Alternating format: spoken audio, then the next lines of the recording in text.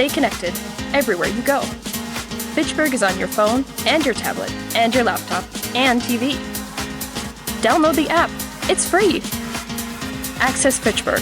This is your city at your fingertips.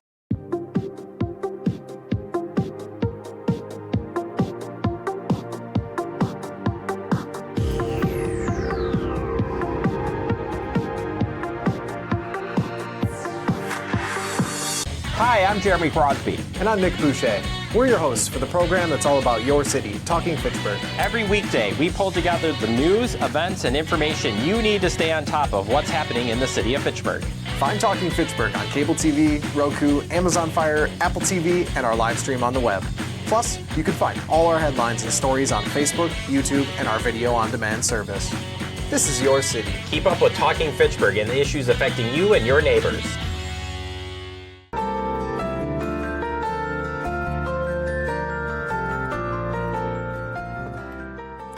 I call to order the meeting of the Committee of the Whole on July 22nd, 2026 at 6:32 p.m.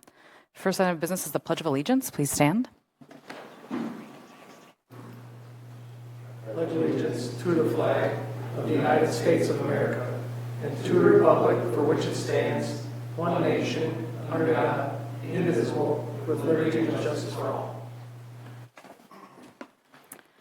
Next up, we have roll call, and our mayor is filling in for our administrator and deputy administrator who are out on vacation. So, Mayor, can you do roll call for us, please? Yes, please. Mayor Atafrata here. Alder Donald Dantzler is absent without excuse. Alder Gabriela Gerhard. Here. Alder David Hurst. Here. Alder Bill Jetzer. Here. Alder Micah Ladoucet. Here. Alder Jake Lepper is absent with excuse. Alder Maldonado, absent without excuse. And Alder Logan Raystad. Here. Okay, so you have quorum. Wonderful. Next item of business is the approval of minutes. I'll need a motion on the minutes of the June 24th, 2026 Committee of the Whole. I'll move approval.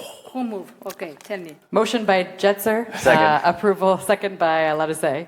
Okay. Any comments or questions about the minutes? Seeing none, all in favor of adopting the minutes, say aye. Aye. Aye. Any opposed? Motion carries. Next is public appearances for non-agenda items. We have nobody in chambers for non-agenda items, and I don't believe we have anyone online. So we are going to move on to our agenda items. First up is our fire department update with our fire chief, Scott Sarver. Scott, you have the floor. Thanks for the opportunity, everybody. Just bringing you an update. I was here a couple weeks ago talking about some changes.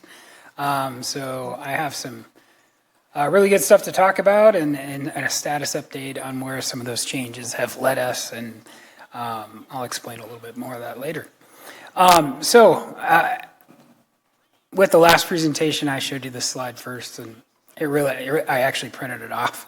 It just really means a lot to me and grounds me when I'm looking at things I'm doing and everything that we're pursuing. So just a good reminder of what our firefighters are doing. I don't know that I need to repeat each bullet statement for you, but just really good stuff. And, with all the things we've been through in the last few weeks or few months, this is still staying the number one priority in everybody in the fire department here at Fitchburg. So good stuff, and very proud of the people that I work with in the fire department. So, good news. So the crane showed up and the shipping containers are in place. So we had a lot of different things that we were working around in order to get that done. It all came together. It actually was under the cost we expected. So they're in place. We are starting the fabrication and the planning of that. And then our goal is October 2026.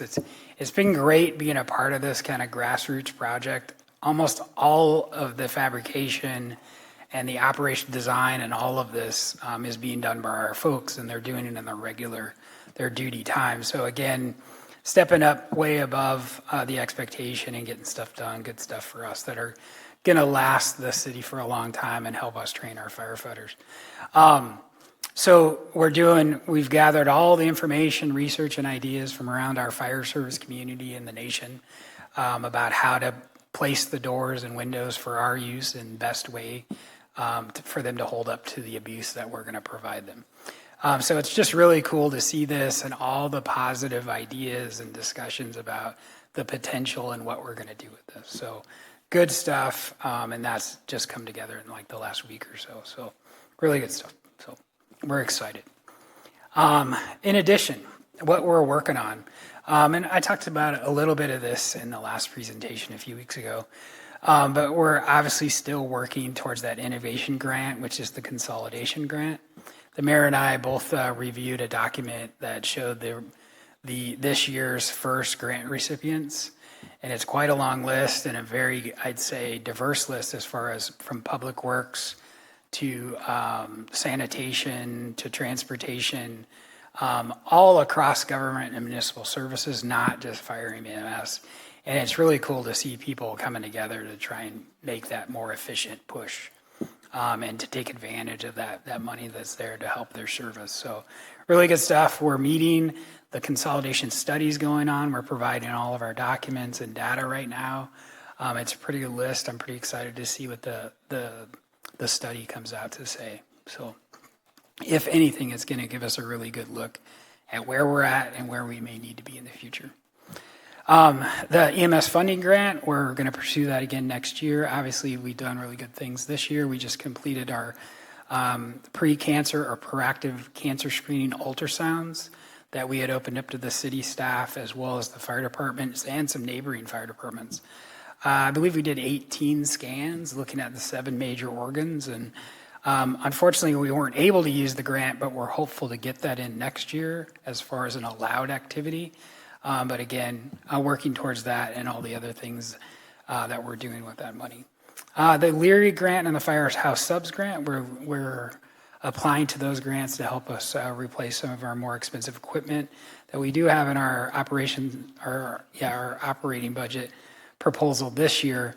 But hopefully we could receive those grants this year and maybe save some of that money. So working really hard on that. Very competitive though. Continued consolidations discussions associated with the innovation grant. We're working together already, looking for group purchasing and other almost like regional collaboration as far as equipment and what we're buying. Does everybody need to have one? And those conversations have been great for me to hear. I've only been here a year, but everybody's really opening up to those discussions and trying to look at a way that we can be more efficient as neighbors in the future, if not consolidated in the future. 2027 budget, I'm sure all of you are aware that that's in progress right now, the planning and submitting of proposals.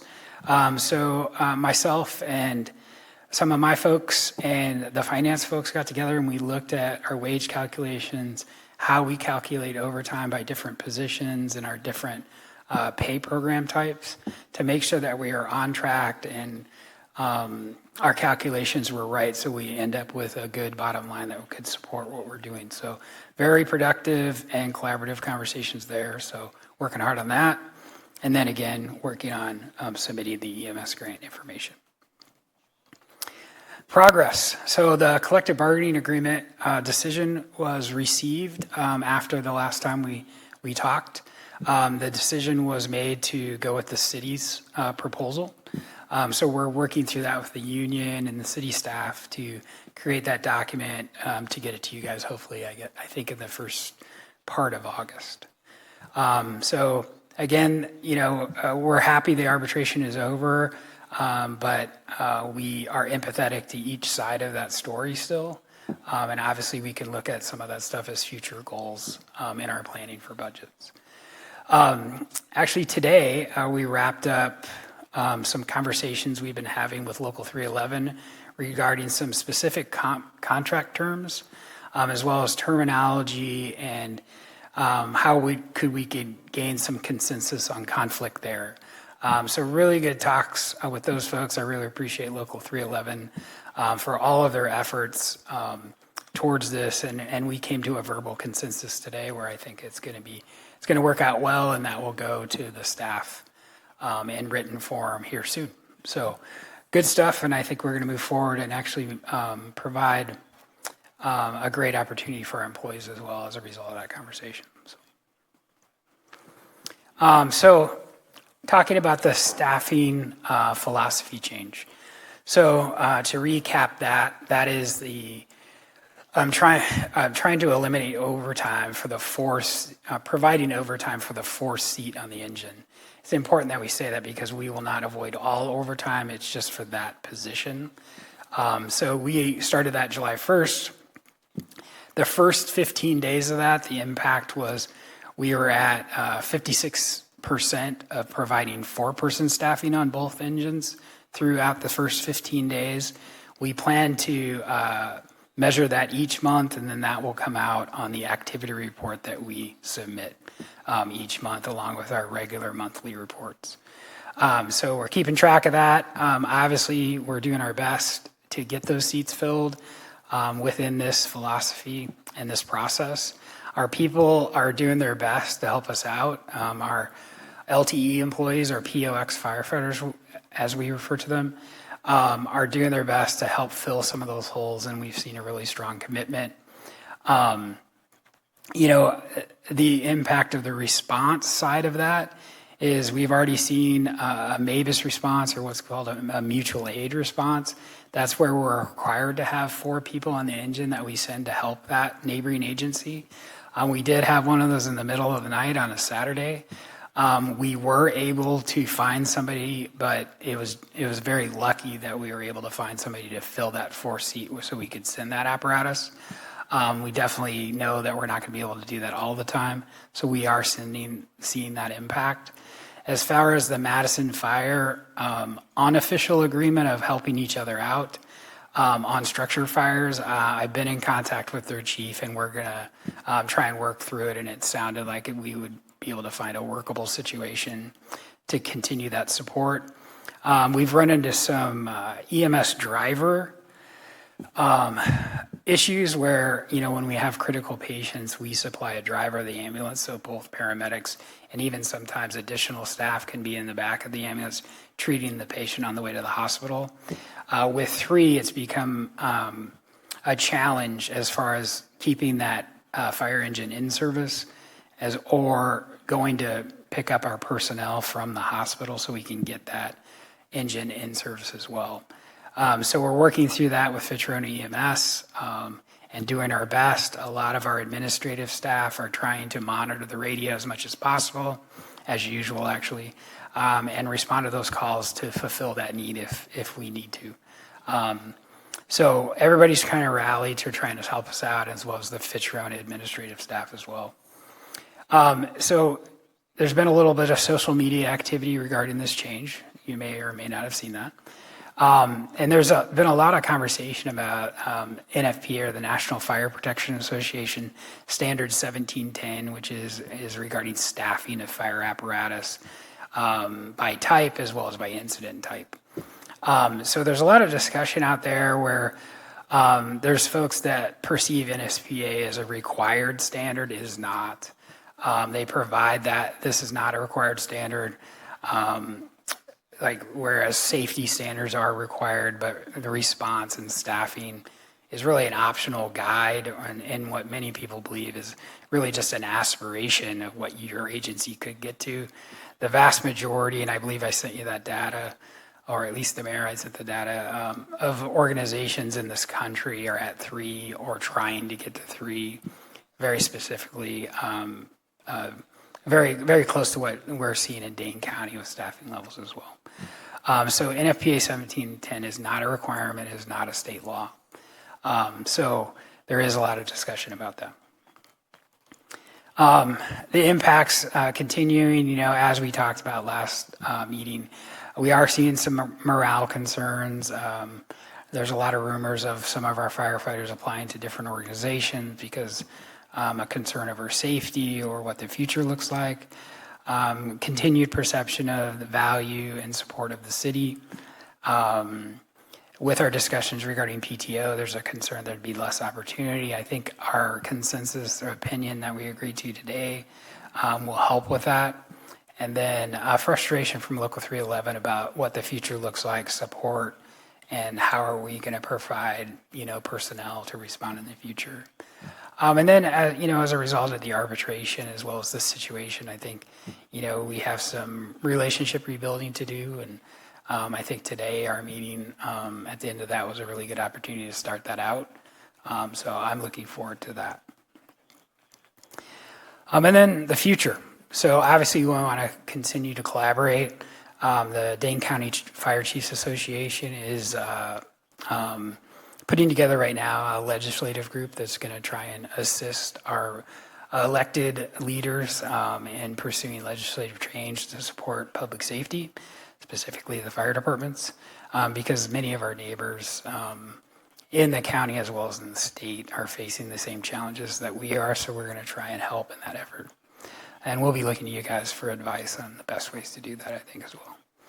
And then there's a grant called the SAFER grant, which is designed, and I think you've been presented this before, that is designed to help fire departments achieve higher staffing levels over periods of time. So it's an incremental grant process where they match percentage of salaries over 3 years to help, kind of ease some of that cost into the future.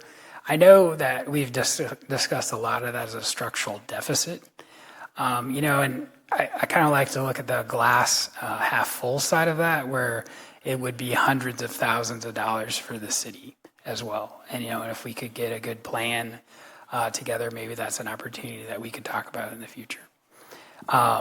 Consolidation, obviously, I've mentioned a couple of times, we're pursuing that. And again, from my lens, I think that's a great opportunity for all the organizations involved. And I hope more people take advantage of the grant opportunity in the state of Wisconsin. And then, of course, our opportunities, we're going to look to support the people in the community as much as possible and keep doing the job that we all want to do and love to do. So that wraps up my update. And obviously, I'm available for any questions you might have. Questions from the committee? The mayor. So, Chief, you have been with the city for a year, and I want to ask you, how do you describe your first year with the city, with the department? What this body can do to help you to, in your, position, So you can have a successful, and more opportunities. Okay, so I'll describe my first year for me as learning a new system in a new state, in a new city, and in a municipal government, which I came from a special district. So there was a lot to learn. I tried to absorb as quickly as possible. I was proud of myself that I took some time to observe. Normally I'm fairly aggressive and impatient with some of that, so I just want to get to work, So I'm glad I was able to do that and learned a lot. Chief Grossen over here is my historical record for the City of Fitchburg Fire Department, and I can't thank him enough for what he's done for me as far as helping me get oriented and things like that. So no, I think it's great. And when I talked to you guys in my interview about the Midwest NICE, that is still true to this day. I've learned about the challenges of funding in government in Wisconsin, locally, and how all of that works. And I think I have an understanding of that and understand ways I can help with that. The people in the fire department are outstanding. They're motivated. They're committed. All they talk about is how they can do a better job or train more to provide better service. I'm very familiar with that in the fire service in general, but it's great to see it. So I think the community is doing what a lot of communities that I've seen in my past in Colorado do, was really rising to the challenge of growth and making really good decisions with a cloudy crystal ball. So I think everybody's doing a good job and trying to be efficient and frugal and making sure they're thinking about the future, but not forgetting what the present is right now. So I think it's been great. It's been great for me to get back into the more personal side versus the larger organization I was in the past, and that's what I was looking for. So I think we have a lot of challenges relating to growth and sustaining the funding for additional personnel into the future that we all know we're going to need. But it's been good. So as far as how you can help me, as you've been this entire first year, is help me understand where the opportunities lie, helped me learn some of the terminology of municipal government that I'm not familiar with, specifically being from out of state. But also, several of you I've noticed over my first year really take the time to seek out information and listen. So I appreciate that, and I would appreciate that in the future as well. But also give us the feedback you need about areas that you think that we need to improve. And let's just keep the conversation very open about what we think the vision is.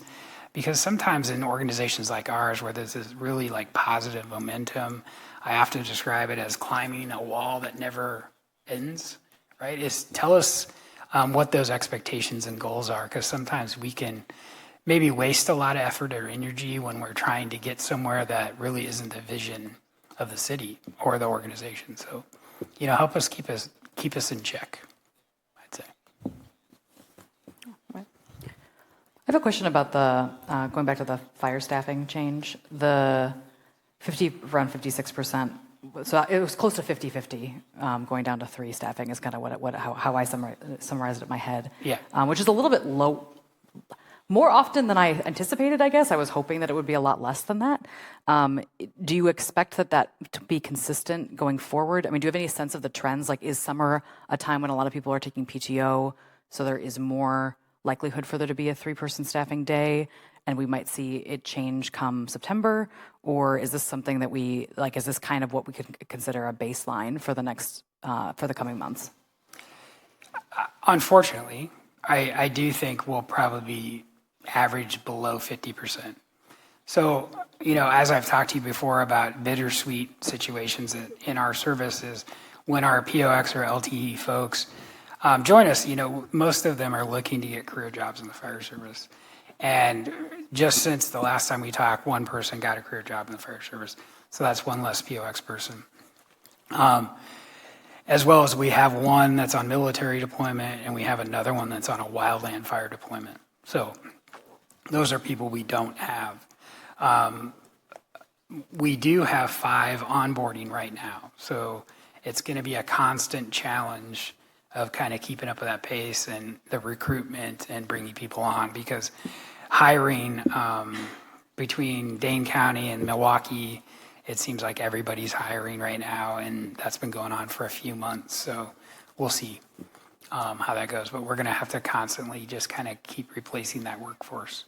And unfortunately, it takes some time to do that as well as money. But currently, that's our plan, and that's what we're going to have to keep going.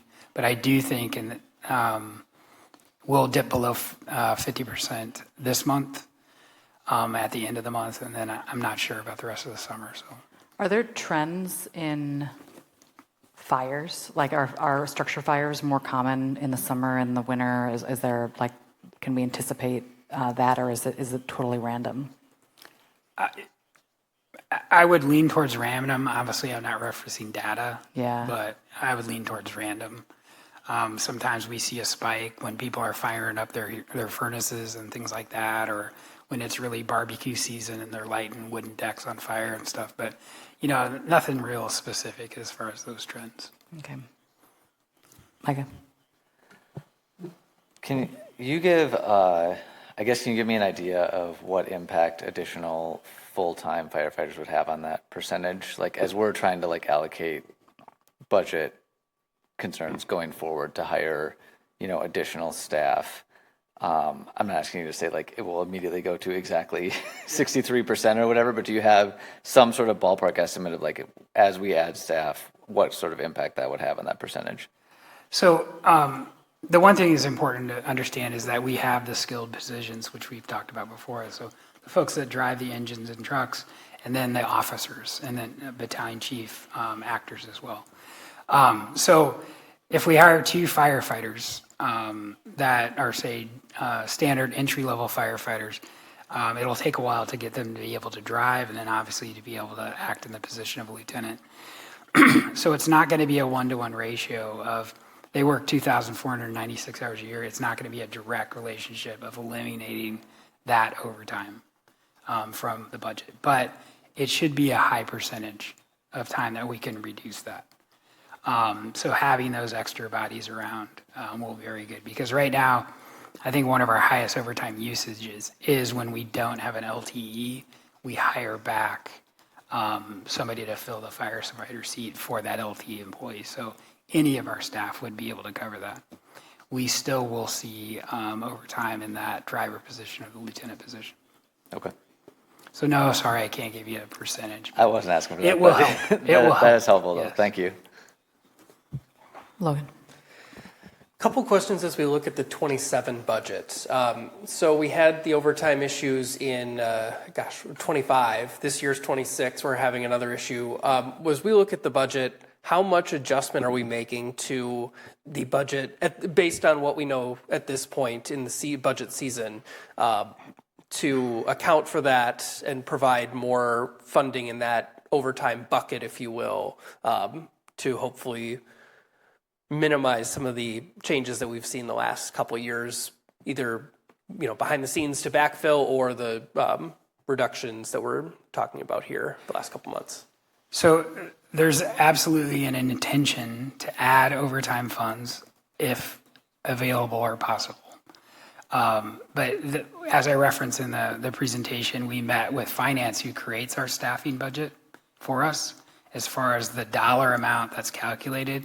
What we do is we create a number of hours that we need for different positions, different roles, and there's hours budgeted for PTO coverage and things like that.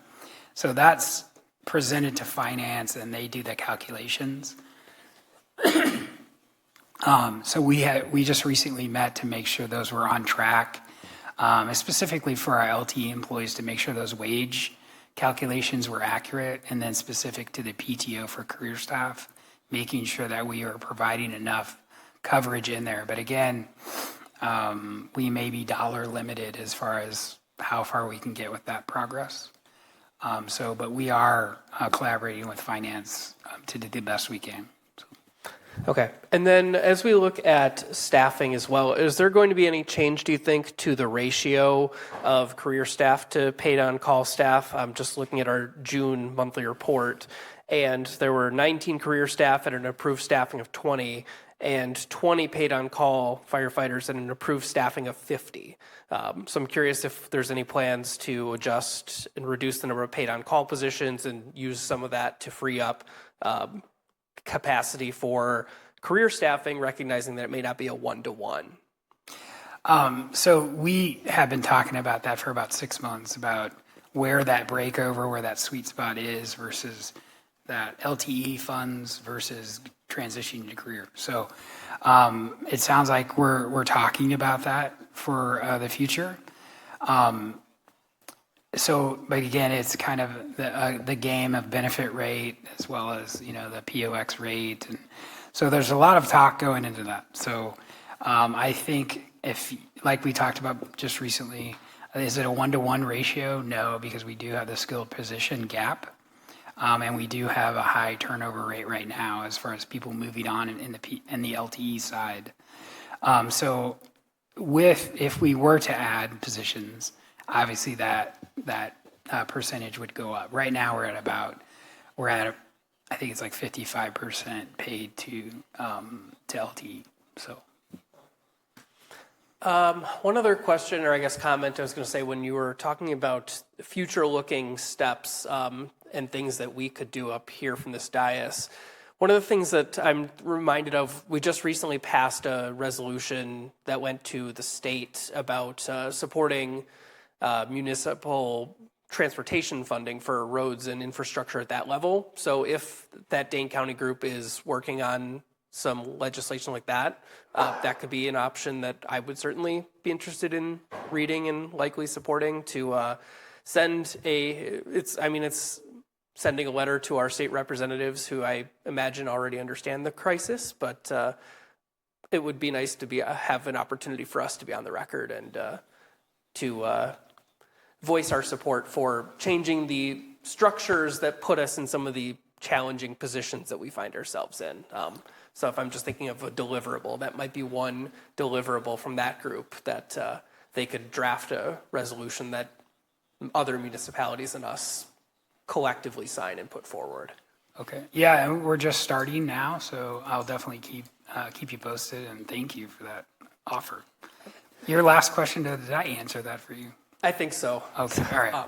Okay. And then I just had one comment because I was able to go on a ride along. Oh, did I cut somebody off? No, go ahead. Oh, I'm sensing some judgment over there. But I was able to go on a ride along week and a half ago, 2 weeks ago, and see some of the impacts of the 3-person staffing firsthand.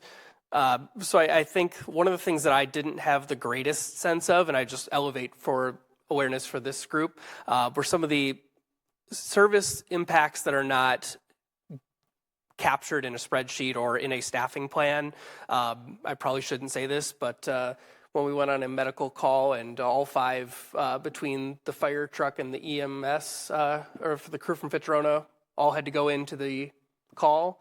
There was no one watching the fire truck and ambulance that were sitting there open. So that was something that stood out to me. You were? No, I was not.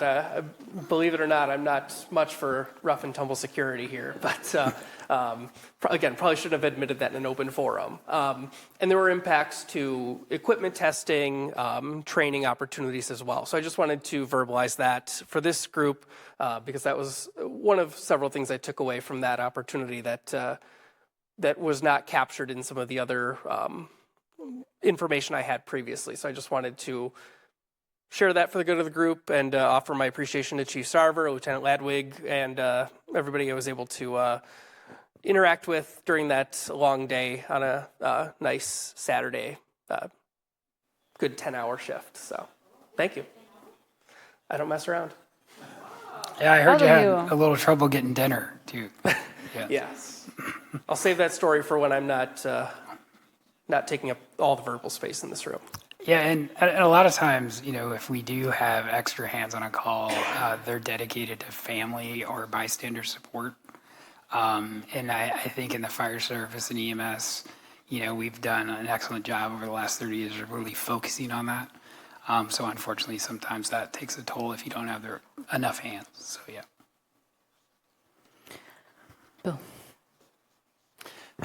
Yeah, in your presentation, you mentioned a couple things that would have a financial impact, and I'd like to try and gauge, the magnitude of that impact. One is the grants that you're pursuing. What's the total dollar amount, and can you tell based on any sort of history which of those we might actually receive? So the Leary and the Firehouse Subs grant are smaller awards, but we're trying to pursue those to fund our replacement of our extrication equipment that is in the current budget proposal for next year. So that's what we're trying for those 2 grants. The innovation grant is the state-funded grant. That's a 5-year grant. Unfortunately, 1 year has already passed to where they will match, and there's details to this, 25% of the consolidated municipal budgets.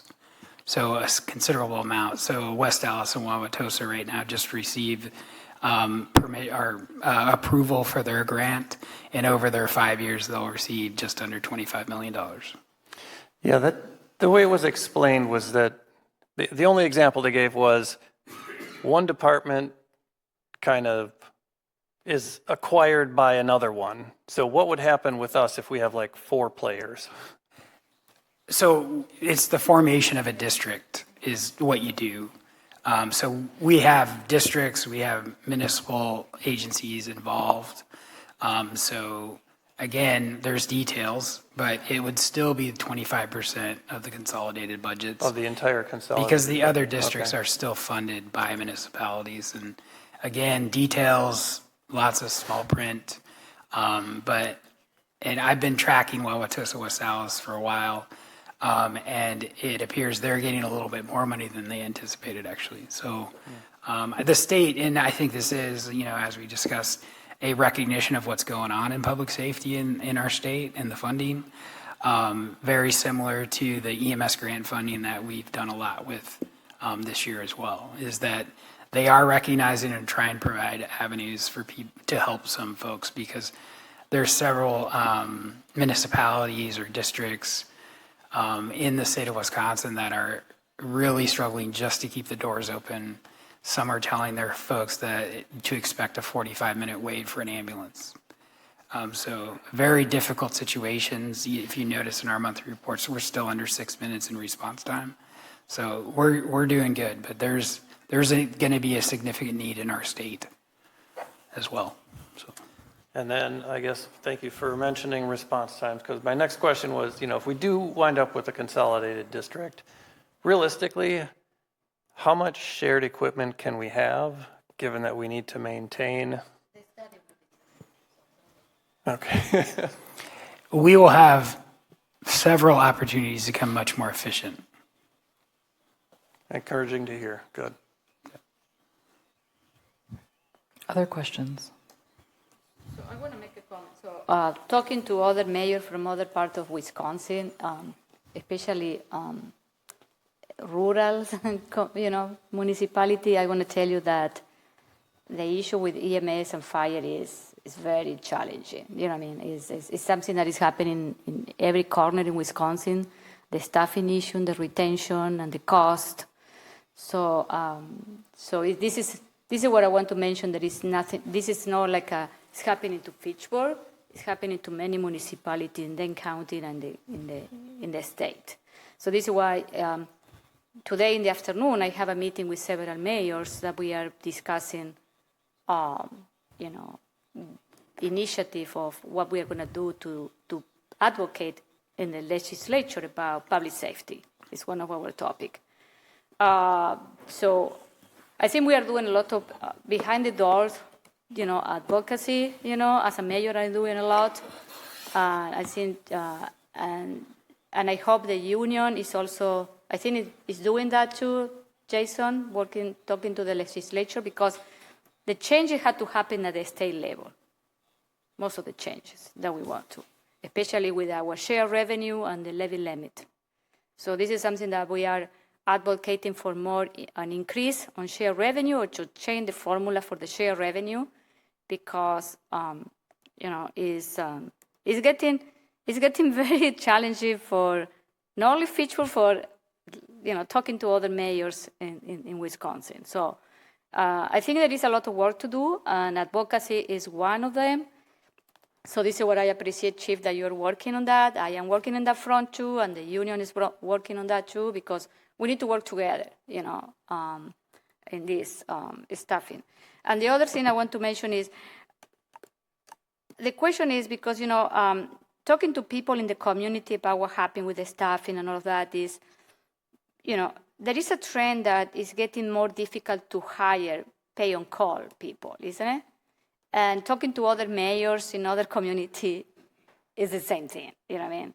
So do you know what is happening in the last 10 years? What is a trend? I know it's happening in other states too, because I have been doing a lot of research. But can you share so that people can listen if the people are watching? What is the biggest trend that you see? And do you think that this trend is going to improve in the future? That we are able to retain or attract more people? Because we try to do, in the last couple of budgets, we increased the pay-on-call, the base wage, So what else we can do to attract more pay-on-call? Because they create the pipeline, you know what I mean, too. As you know, as I mentioned to you, my priority is to be a 75 full-time and 25, part-time, because we need to have that pipeline.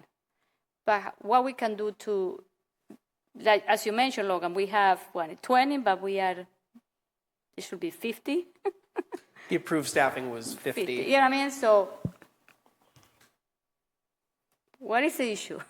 So the approved staffing, that number isn't very realistic as far as what we can fund, as far as even the benefit side or the hiring side. But I could tell you more off the record on that one. But so Dane County, right? Yeah. Probably one of the more, if not most expensive counties to live in Wisconsin, right? So although we have a very competitive, if not the number one LTE entry-level pay rate in the county, you can still make $3 an hour more at Costco.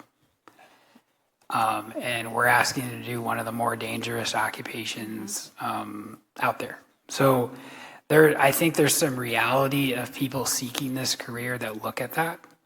Our newer generation is a lot of things, right? And most of them are positive, but they're definitely more educated and probably better advised than maybe when I was brought up. So they're really valuing, right, their time off, what they're doing, what could affect their wellness or livelihood. So I think there's some eye-opening there, especially what's evolved with cancer and the fire service, mental health issues. They're probably looking at that. I can't give you the data on it. Also, cost of living. Most people are now working to live, right? I think that's a change generationally. So our schedule may be a negative as far as working weekends or traditional gender roles and things like that with, having families. So I think there's a lot that factors into it, but I think the number one thing is probably the pay. And that's why we're seeing that high turnover rate in that LTE position, is that everybody's trying to get to that next level of pay with full benefits in a career position. So we have great recruiting opportunities here with the Next Gen program in the high schools, with the fire science program in the college. So we have great recruitment tools. That's where the majority of our people come, or they're family members of somebody who works here or there. So we have good recruitment. It's just, they're being really smart about where they want to get hired and where they can live and what that cost is going to be, what opportunities are there. We're seeing a lot of our folks going towards the Milwaukee area because it is a lower cost of living on the outside of Milwaukee, and then the pay is about the same. We're a little above where Milwaukee is starting at, but several suburban departments in Milwaukee are starting higher. And again, they're experiencing the same thing. They need people.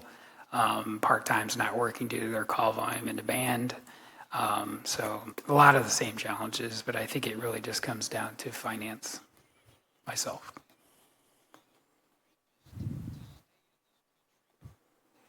So as far as getting better, I really try not to be a pessimist, but I'm not sure.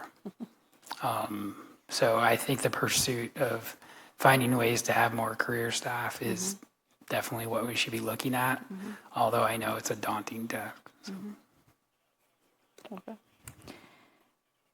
In regards to the SAFER grant, do you want to apply for that in the next year? Yes. Okay, and do you have a sense of what you would apply for specifically? Because I assume you have to apply for a certain number of staff. It can start at 1.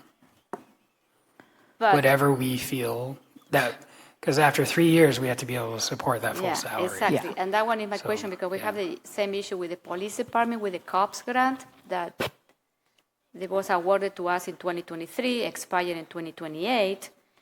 And so we need to know if, I'm going to say it aloud, I think if we decide to go to a SAFER grant, it has to be with because we need to determine what we're going to do with the COP grant, is we need to talk about if a possible public safety referendum in the future. This is the only way that we can absorb those costs in the future. Because the net new construction for the city is not going to go to 5-6%, it's going to maintain below 3%. So I want to tell you this, so you're aware of this, because it's the only one that we can absorb the COPS grant and the SAFER grant. And we have that discussion with the chief, is to determine that this body will have to decide it eventually and soon if we need to go to another public safety referendum. Yeah, and you can just do one position. The positives are, I think, more than likely we're going to be hiring, hopefully in the next couple of years, at least one firefighter. Sure. So if we are able to get approved for the grant, it is going to be over $100,000 in value that we would get out of the grant that would go towards that cost. And I don't think, as far as the fire department goes, that we're going to look at laying those positions off once we do achieve them, hopefully, right? No, because then we need to follow up with the Department of Revenue with what is that? You can't lay off the person that's hired with the grant. Yeah. You would have to lay off somebody else. Yes. So there is a lot of There's a lot of wisdom in that, though, if you think about it. Absolutely. But that is one of the strings attached to that. But it is, let's go to that glass half full. It is grant money that would support us for those first 3 years. How? Let me ask you this: if you did apply next year, like, what would the timeline be? You apply in what, May of 2027, and then Jason, can you help me with that? I think it's in March, isn't it? Sure. Yeah. Yeah, I believe it's. I'm trying to figure out, like, when would we actually be able to hire somebody? Like, if we, you know what I mean? Like, if we apply for the grant, let's say we receive it, we would be able to hire somebody in 2028, or? Yes. Okay. It's designed that way. Okay, so it would be. Yeah, it'd be 2028. So you'd get it awarded, I think, at the applications like It was into June. March into June. Yeah. And then there's evaluations and things like that. You're awarded probably in the fall, so they wouldn't come on board till probably the first of 28. Several Dane County Fire Departments applied this year. Oh, really? For SAFER. And we don't know the award decision yet for that, because I have not heard, no. I'll keep you guys posted on And I it. believe Racine did it. They got a grant, and then they did a public safety only referendum to then fund them permanently, and it passed. Yeah. Awesome. Yeah. And I can provide a lot more information to you guys via email as well. Sometimes the grant's 5 years too. It changes year to year. Sometimes it's 3, sometimes it's 5. I think this was 3 years. This year. Okay, that's helpful. Okay. Other questions from the committee? Okay, well, thank you Do so you have much any for joining us tonight. No? Okay. Yeah, Appreciate thank you the guys update. for No, your thank you. time, care, and concern as well. Yeah, and please keep us apprised of things that occur as a result of the changes. We really want to keep in the know on that. Will do. Thank you. Thank you. Next, we have on our agenda, staying with the theme of public safety, we have our police department here for an update. And we have several of our staff members joining us, so I'll leave it to them to decide who's going to kick us off.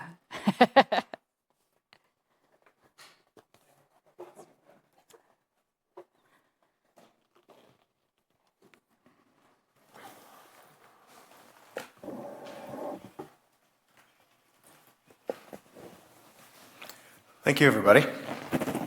I'll let Captain McCarthy get plugged in here.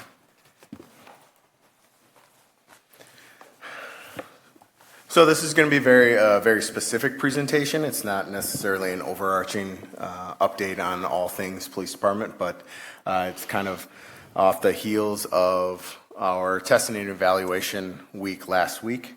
The Fitchburg Police Department continues to face the challenges of serving a rapidly growing and increasingly complex community with limited personnel and resources. To meet these demands, we must evaluate responsible technologies that strengthen, not replace, the work our officers, improve decision-making, and allow us to use available staff more effectively. This presentation will introduce the concept of a real-time information center and explain how 3 integrated technologies, Peregrine, Axon Fusus, and Drone as a First Responder program, could improve public safety, officer safety, investigative effectiveness, and operational efficiency. We will outline the proposed proof of concept, expected timeline and costs, measurable returns on investment, and the safeguards that will govern the program, including clear policies, access controls, data accountability, auditing, transparency, and contractual protections. The purpose of this process is to carefully evaluate whether the tools can help the department provide a higher level of service while maintaining public trust and protecting individual privacy. I'd like to highlight the efforts Captain Drew McCarthy, who has poured many hours in researching concepts, identifying scalable programs, and traveling the country to bring these solutions to our department and our community, not to mention also maintaining his additional responsibilities within the police department.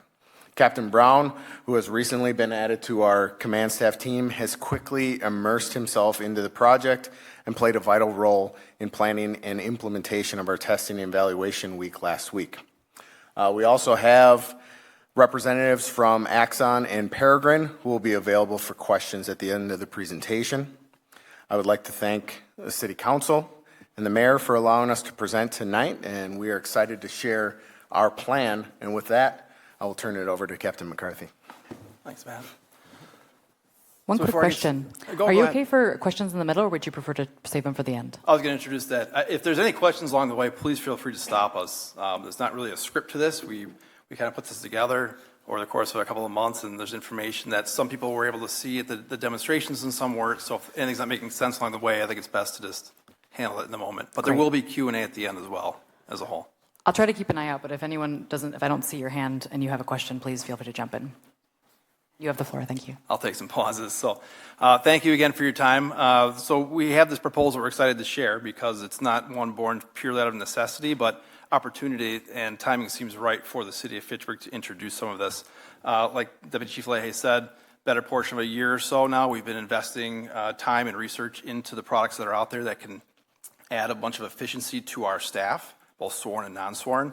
And in recent years, staffing continues to be one of our highest challenges that we're trying to overcome, that we're thinking this will address. As I said, some of the department challenges that we're currently facing, Fitchburg, the last several years, is one of the leading population growth cities in the state of Wisconsin. That has been several years in a row, and the staffing growth for the Fitchburg Police Department has also remained fairly stale. We actually went back one position as part of a reorganization, which I'll talk about. The demands of investigators and officers in the field for investigations continues to increase. The complexities and the demands for solving them, what's required for documentation, what the district attorney's office requires of us, the technological changes that we're faced with now. This is a much more tech-savvy field that we have to investigate, which is pretty new to law enforcement. We're still trying to keep up just on that front. Additionally, with turnover, it takes quite a long time from the moment we identify and hire a new police officer until they're finally able to act as a solo police officer and make an impact on calls for service, which I'll show you here. There's a couple of graphs I'm just going to show briefly and move on. Everything I show here is just factual and relative to other cities our size of what we're dealing with and the situation we're faced with. The numbers kind of prove our point, but none of this is to say that Fitchburg is an unsafe city, and I want to make that very clear. This is a very safe city, but the challenges are real, and what your police department is faced with are reflective of these numbers. The first, going back to 2015, we look at the population of the city of Fitchburg, how it's increased over the years, and how the officer staffing ratios have kept up. The Dane County, its state of Wisconsin, and most of the Midwest United States have a 1.8 officer per 1,000 residents staffing ratio. This is an accepted and staffing ratio that is recommended for police departments, particularly mid-sized cities such as Fitchburg. In looking at the chart right around 2019, 2020, you can see the ratio shortage start to really run away. As population increases, looks on average about 3% every year, the staffing has not kept up with that change. In today's terms, in 2026, we are short 12 officers, which is roughly 20% from where we should be just to be at that 1.8 officer ratio average. Projecting 4 years from now, on a very conservative 1% increase, even though we've seen 2 to 3% over the last several years, we would be 16 officers shy of just the recommended average for Midwest cities. How that looks visually, you can see here right between 2019 and 2020, we start to see the decline, and around 2022, 2023, that's where the city of Fitchburg starts to expand at a pretty great rate. Unfortunately, we've not been able to get staffing to keep up with that change, and that's reflective here. There are 15 cities in the state of Wisconsin that have populations between 30,000 and 50,000. Fitchburg is one of those 15, and as you can see in the graph here, we rank dead last as far as staffing ratios go. 1.47 is our current staffing operating picture today, so that is quite a challenge in and of itself. And then 2024 is the last data we had available for this, but all this is trying to show, if you look on the right side of your screen where Fitchburg is, The staffing ratio on the bottom and the violent crime rate at the top, we have the lowest staffed agency and among the highest crime rates. Again, this isn't to say this is a high crime city, but relative to our population and to the size of our department, this does convey the burden that is upon our officers and our investigators, as well as our non-sworn staff to keep up with the demands that our sworn staff produce for them. Glancing at our hiring process from opening a new position, selection, putting them through the training at the academy, field training with a field training officer, you're looking at least 12 months until that officer is on solo patrol. Then they're on probation for another 12 months. So by the end of 2 years, you've had an officer with 1 year of single officer patrol experience, and that's it. It takes a long time to gain experience. When that walks out the door, you can never get that back. Briefly, some alternative strategies the department has implemented over the last several years. Back in 2023, we changed our minimum staffing levels on the night shift from 4 officers to 3. This was a tough decision for the department and the chief to ultimately make, but we had to move those personnel to the other side of the 24/7 operations. We had to take a minimum staffing position away from night shift and put them on our second shift due to the call volume. So that means at any given time, on the later end of night shift, you could only have 3 officers and a sergeant patrolling the city. This is moving backwards from where we'd like to be, which is in the 5 to 7 minimum officer range throughout the city. Mayor, as you alluded to, in 2023, we were awarded the COPS grant for up to 5 additional police officers, and the city is in a hard place to be able to accept that grant right now, and I know that if they had the money to do so, they absolutely would. In 2025, so last year, we brought forth a proposal to reorganize the department as we had to come up with some sort of strategy to mitigate the staffing challenges we were receiving. We also, as part of that, disbanded our entire dispatch center. In the 20 years that I know that it existed, there were 4 full-time dispatchers, and it was held together by part-time positions, very much like Scotch tape holding together an old book. This was not a reliable strategy. It caused a lot of problems, and we were unable to grow those non-sworn positions, and so it made sense to finally just go to the Dane County Communications Center. We also converted 3 police officers to 2 supervisory positions, so that's where we had to sacrifice an entire authorized position just to get supervisory staff that we had kind of desperately needed. We talked about attrition and bringing new officers on. We have a very youthful department, as do many, that requires additional supervision. We lost our span of control. We've been offered several grants from the Wisconsin DOJ for addressing the violent crime data that we have. And then most recently this year, the most notable is our reduction in call responses. Most vehicle crashes, thefts from autos, intrusion alarms, and animal complaints we've either stopped going to or greatly reduced our ability to respond to. And that was not a decision that was taken lightly from the department, as we pride ourselves on service and being a customer service-oriented department. And can't help but think as a citizen, the 1 or 2 times you call a year for something, even though it's on the lower end of the spectrum, you would expect your police department to be able to respond. So it was a very difficult decision to make. In regards to that call response, the change that you've recently made, has there been a perception of, can you feel the change in the department?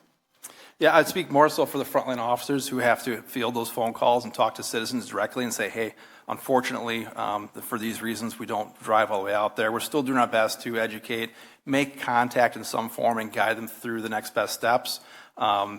Most notably, crash response is where this comes into play. I think most people would expect that police come to a crash, but we've had to limit that to more serious damage and injury type crashes. What people don't see is that if an officer goes for 20 to 30 minutes at that crash, that's not just a 20 or 30 minute call. When we talk about the complexities of investigations, the report writing and documentation requirements of the officers has continued to increase at an exponential level due to what the DOT requires from us from crash reporting. So even after we leave that scene, that officer not only has to write a report, they then have to complete a statistical crash report for the DOT, which is, the fields have just expanded from when I started to an incredible amount. So it's a lot of work that you don't see when an officer arrives at your crash scene. And that ultimately is the larger chunk that we said this wasn't really worth it for the taxpayer for our services, because they're pretty much civil issues between the crash. Not to minimize it too much, but it was a time allocation thing.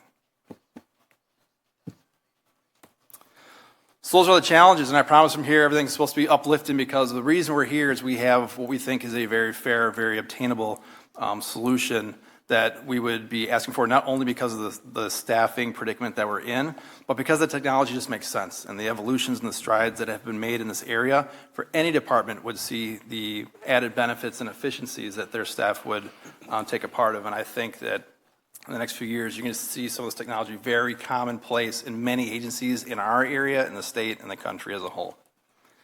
What we're proposing is technology that would provide us with a real-time informational center.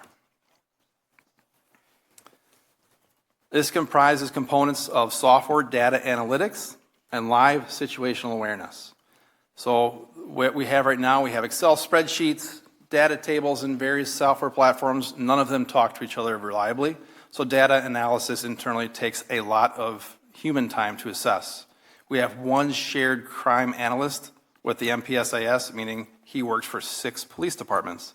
They each have their own demands. He can only provide so much for us in a given time period.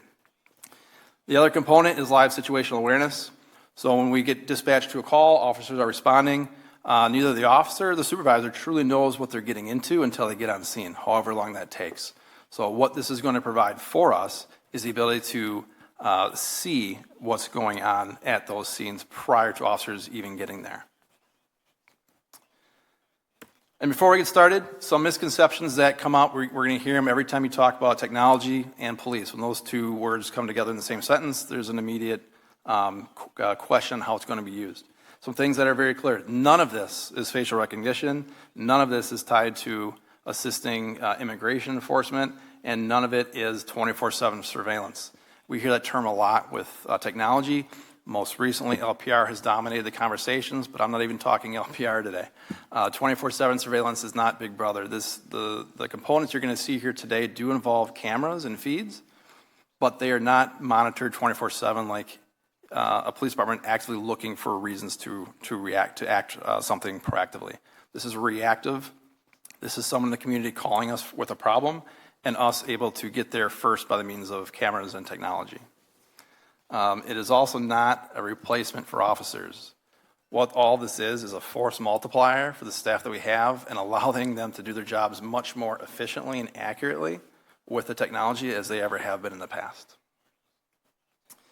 AI has also come into the conversation.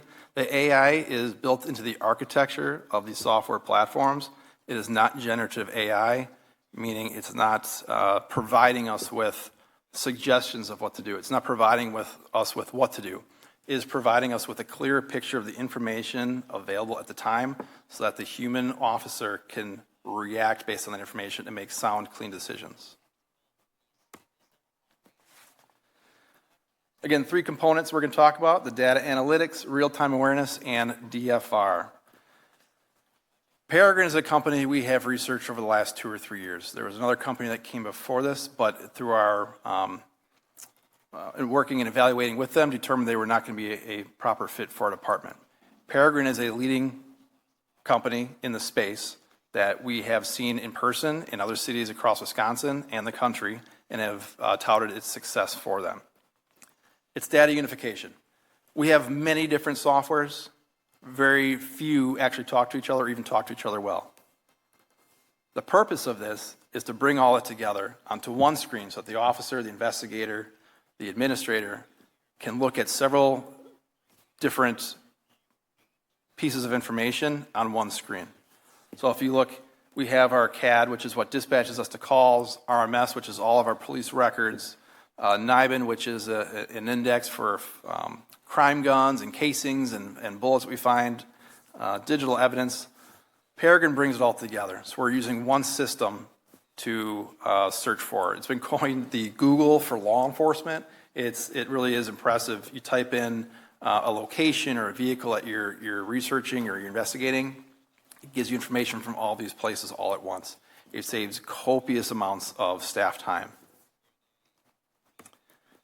Looking at some pictures of it, it allows us to basically create dashboards based on the user group using it. Officers, detectives, record staff, administrators, the chief level, whatever their role is, can take advantage of this system. Captain, Yes. I presume you're going to get into this later, but you'll kind of tell us how this complements the FUSIS system at some point? Like, Yep, they both talk about single pane of glass, and so you're bringing together a bunch of stuff in a single view, and how this compares with FUSIS. Yeah, so FUSIS is the next component of this, but you're right. These are all designed to be one pane of glass, meaning taking many siloed systems and forcing them into one screen for us to work off of, right, as opposed to tediously opening the 9 programs we typically use on a daily basis and searching through each one independently, pulling reports, trying to get them to mesh. I mean, we're talking hours, days, weeks of work that this will have at the ready live. So we'll get into FUSIS right after this, actually. Digital evidence as well. All of our digital video is searchable with this. Can I add, Drew? So when sometimes you know that we request you guys for a report. Yes. This one is going to be faster to gather. Much. Faster. Yeah. I'm glad you brought that up. Yeah. A couple of years ago, we designed a report upon request with our arrest data and our traffic stop data. Yeah. As simple of a request as that is, and I often tell people, even though it's something sounds very simple, doesn't mean it's very easy. That ended up taking upwards of 100 hours to produce that report, and in the end, it was 7 slides on the presentation. We were happy to show the data. I think it dispelled a lot of what was being said, but yes, to your point, what we were seeing there would be mostly live and at our fingertips. If I may, Captain McCarthy, one of the things I'm kind of struck by was when you were talking about the length of the documentation for some of those crash reports and things like that. Would any of the technology we're looking at here be able to help directly fill in some of those forms? Could it take the CAD notes and say, well, we know this is a two motor vehicle crash with no injuries, and kind of start auto-populating that, whichever the DOT form is that the number escapes me. Could it get to that level yet where it eliminates some of that manual data entry? I think as we've seen with technology right now, there's no end limit to where this is going to take us, and one day we may get to that point. No, I don't see that in the near future horizon with the software that the state uses currently. It has some integration to help pull some data over, but by and large, it's asking questions that only the officer would have knowledge to put in, so it still requires a person to put it in. This Peregrine software would then take the data entered, and that's the pool that we get to use. So, we can theorize that this technology and taking some of those burdens off law enforcement will hopefully get us back to a position to be able to return to some of these services in the future. That's the goal. If the technology eases the burdens and we can find a way to increase staffing with the city to get us back to that point, then we'll absolutely be returning to those services. I know a lot of officers would be very excited to hear that there's something to fill in that crash report for them, let me tell you. It's getting me excited too, just thinking about the possibility. Well, now we're all excited. I'll talk about deliverables here with the Peregrine. Bullet point, it's creating a unifying operating picture with our data. It's allowing us to analyze in real time what's going on within the various different areas of the police department. It turns officers and investigators, it gives them lots of time to now save. A good portion of their time is just doing research and intelligence gathering on suspects and vehicles and property. This will cut down that time immensely. And an important one here is improving the staffing and resource decisions. So supervisors, shift commanders, as we look to build more of those into our ranks, this gives them actual tangible data to say what's actually going on out there. And that's something that we don't have a good grasp on currently because we have no real strong live data for supervisors or commanders to look at in real time. This is going to provide them with a daily picture of exactly what's going on by shift, by officer, and help guide them as to where to point them. Another thing from a command or administrative level on the deliverable is the strengthens accountability or strategic planning. One of the things that I would be looking forward to from an administrative standpoint is we do an analysis of our use of force or use of tactics incidents throughout the course of the year.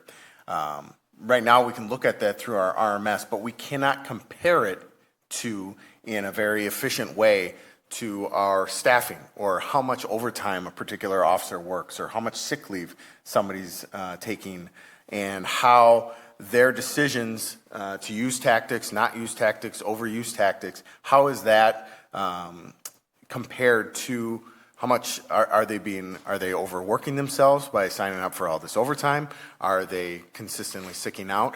Those are valuable tools from an administrative standpoint of how to intervene early on an officer, especially as young as our officers are throughout the department, of how can we identify that before it balloons into being a concern.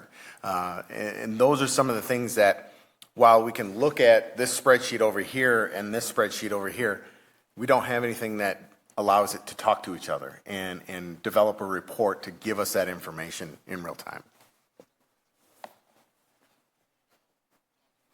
I'm going to keep pushing along to the next components here to be respectful of time, and then I'll continue to allow questions at the end. Real-time situational awareness. This is the other side of the real-time information center that is going to provide officers and supervisors with, in many instances, a live or much sooner actual picture in form of video that we can see before we even get to the call. FUSIS by Axon. We have Axon representatives here in the lobby who can chime in at any point from their perspectives to answer some of these questions that you may have. Most likely related to data privacy and security, which they'll be happy to answer. But we've been looking at them as one of the vendors to provide this real-time program for us. And it's pretty simple how it works. It's that one program that's up on every officer's screen every day in the squad car or at our desks. And every time a call for service gets entered from the dispatch in the 911 center, it plots on the map. And if we're responding or you're being dispatched, it will zoom you into that map automatically. It will pull up any partnered camera feeds that are shared with us proactively of that area. So think of an intersection or pumps at a gas station if that's where the problem is. And so before the officer even puts their car in drive, they could actually see what's occurring. A supervisor could see what's occurring. So when we're being dispatched, are we sending one officer or 5? Are we sending 3 officers and a supervisor? Are we not sending an officer at all? That's a pretty important metric to show that we're able to clear a call without sending an officer. We often get that, why are there 3 or 4 police officers, causing a scene up here? Do they need to be there or not? Sometimes they absolutely do, but sometimes we don't know till we get there, and then we peel back, but the noise of us being there has already made its way around. So we'll talk about the partner cameras here next and how this will work. We have some pretty strong relationships in the community currently. I think we saw that during the COVID era, and we have done a good job in this department, and it's a source of pride for us that we have positive relationships with folks out there, even given some of the national tragedies that have occurred. We've been looked at as a department that does things right, and a city that does things right. We would look to build on these relationships as part of this program, the real-time program, because it really only works if they partner with us. That's the whole point. We're not looking to install hundreds of thousands of dollars worth of cameras all over the city. We're looking to partner with those who own cameras currently and trust us to look at them when there's an issue.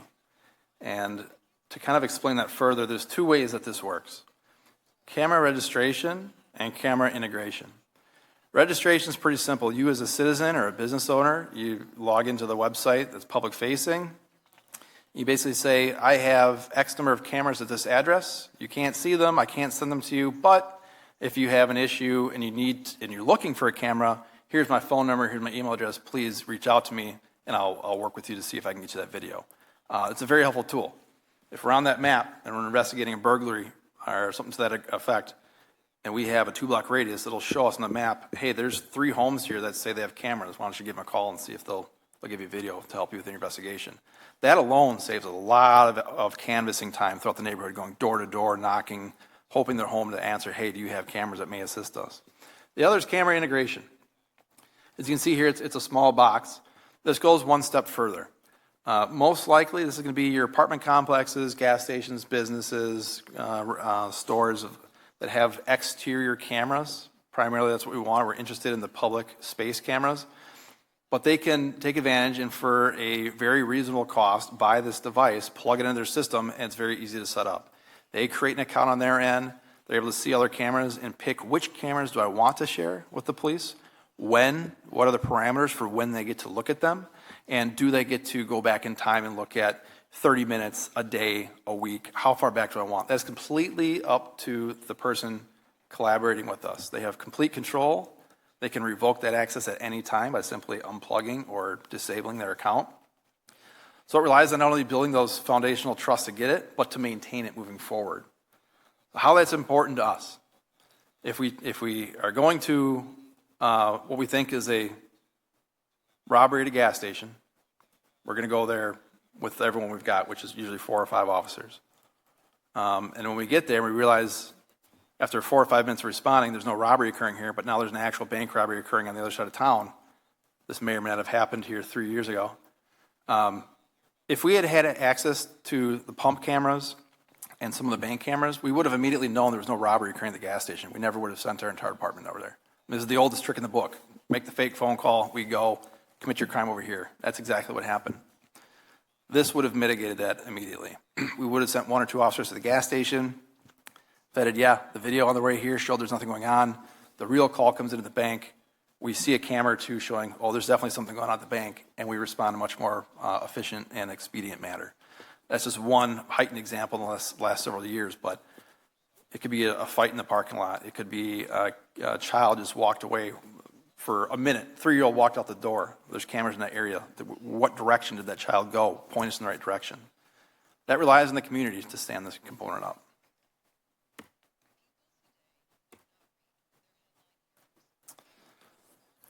So we talked about community cameras. FUSIS will also, with this next component of DFR and the future body cameras that we're looking at, bring those into the fold as well. It's again, one pane of glass, as Alder Jetzer mentioned, that shows everything in one spot for officers and supervisors. And some things that we'll measure along the way to show that this is effective for the city and for the department. The amount of staff time saved by not having to go to call or not sending all of our officers at once. Lower operating costs in the sense of we're not having to drive our vehicles around the city as much because we can resolve them by looking at what's going on in real time. A more efficient patrol response. If we see what's going on where it's called in, we can use the camera to say this is not occurring, this is occurring, or it's occurring but not to the extent being reported. And we can change our tempo of how many are responding at that time. Bottom line, it's for improving officer and community safety. We want to be able to respond appropriately, but we very, very seldom have the facts that line up with the actual situation to know who and how many to send. The third component of this is the DFR. This was what was being tested out at Fire 3 last week. It's made its way around social media a little bit with these drones flying from these docks. Fitchburg has been flying drones for over 5 years now. We have 10 licensed through the FAA pilots flying these drones, and we've been very successful with it. We've been collecting data manually to track how many operations and people we have found with the drones, and it's been highly successful. This has been an evolution we knew was coming, and 2 or 3 years ago finally made its way to the market. I and the team have done research over the last year or 2 to really vet what this is. Is this so new and gimmicky that it's not going to work? I would say in the beginning that was definitely true. And what I've seen over the last year in speaking with departments across the country and locally across the state, this has come a long way. This is no longer the future. The future is pretty much here with this technology. Not only that, but every department I've spoken to about this, who's assessed a lot of technology, said DFR is hands down the most undersold, overutilized piece of tech they've ever seen in their agency's space. It truly is solving a lot of issues for them. Looking at our response time, so priority 1 and 2, we call them Echo and Delta, but our priority 1 calls and our priority 2 calls, this is going to be your weapons incidents, your fights in progress, things that are pretty dangerous in nature. And over the years, you can see between 2024 and even through this year, it continues to increase slightly. You're looking at currently today right around 4.5 minutes for one of those weapons calls for an officer to arrive on scene, and almost 6.5 minutes for something just under that weapons threshold. It's important to note, though, as we looked at the data on this, you need to add a minute on top of that, because 60 seconds is the average it takes from the time someone picks up the phone with 911 until it gets entered into the computer on their end until it finally reaches our end. So really, you're looking at a 5.5 minute average response to a weapons call in the city of Fitchburg. We would much rather have that be sooner than that. In the middle here, we have some points. The DFR, it's integrated directly with the CAD. So the minute that the system receives that dispatch call, it knows through its parameters, I'm likely going to get dispatched to this call. It's opening its lid and it's getting ready to fly. The human on the other end, the officer, the non-sworn staff member, whoever's working at that time, can say, yes, get there. And they activate the drone. It goes up. It flies to the location. And once it's overhead, the pilot can take over the controls, move around, and see what's going on. We've worked with the vendor. They have our calls for service, and they've put some projections out, whether you have 1 drone, 3 drones, or 9 drones. Here's how it would work for you in the locations you put them to truly analyze the projected effectiveness of these drones. The goal here is to not only get a drone up within 20 seconds of receiving the call, but to get on scene in under 90 seconds. They're seeing clearance rates between 20 and 40% across the country, depending on how well invested they are with the DFR program. And we say cleared by DFR, we mean the drone gets there first, and the drone actually says, you don't need to send anybody to this. Keep that officer available. And these are statistics that are not just one department or two, but pretty widespread. Captain? Yes. So when you say the percentage cleared by the drone, does that mean percentage of drone trips that were cleared by the drone, or percentage of all calls for service department-wide? This is all department-wide calls. Okay, so that number is going to heavily depend on how many drones you're operating. Correct. The projection I have right now, Captain Brown can correct me if we saw this projection today. If we had the 1 drone at Fire Station 3, which we were testing at, I think it was 11% would be cleared by the drone, and roughly 20-ish, 25%-ish cleared just on that third of the city. But then you go up to 3 drones spread across that northern third, which is our high call for service volume area. We're looking closer at 50% on scene first with the drone, and 40% of all calls cleared with the drone. Yes. So I'm thoroughly amazed with this. I really think this is great. But I also realize that we had a room full of people. Some of them were, I'd say some of their concerns were irrational. And they brought up, well, a police officer in Milwaukee was using flock cameras to spy on his girlfriend to see where she was. I can see these same people coming say, well, one of your officers is going to go and be keeping track on his girlfriend or this or that. So tell me why that can't happen. Okay. Well, I'll be very honest with you. That certainly can happen, not just with Flock LPR, but LPR or any systems that we have currently. The reason the way it doesn't is we have audit logs, one, to deter that type of behavior. Any sort of complaint or activity outside the norm would prompt an investigation internally, and that would pretty easily show that someone has no business looking up what they're looking up. There have been, it is still a limited number as far as the LPR nationally. We're going around the country trying to find these examples to show that issue. But we've had technology that is, susceptible to humans not prescribing to policy procedure for decades now. This goes true with our records management system. It goes true with our dispatch system. Anything that we have still has human interaction with it. But what has changed is the analytics on the back end to show permissions-based, what people at certain levels can look at. So you're restricting who has access to what as much as possible, particularly with LPR. On that front, even when we had Flock, the only people who could use it were sergeants and above. So that's an example of a role permission restriction. But the audit trails on these systems are pretty strong. they log pretty much every keystroke that occurs there. So it's also a pretty good deterrent effect. And not to mention, if that were to occur, that is a pretty bright line rule within our department and the industry that is most likely going to end in termination and criminal charges. I have no suspicion that this would happen in our department, but residents will come in and claim that's going to happen, and thank you for your explanation. I want to be able to offer a good response. Yeah, and we'll get to this at the end also, but transparency is the name of the game here. In the form of doing this now, the demonstrations, anyone in the community who wishes to ask about that, but we will have public-facing transparency dashboards with several of these products to show exactly what we're doing and when we're doing it.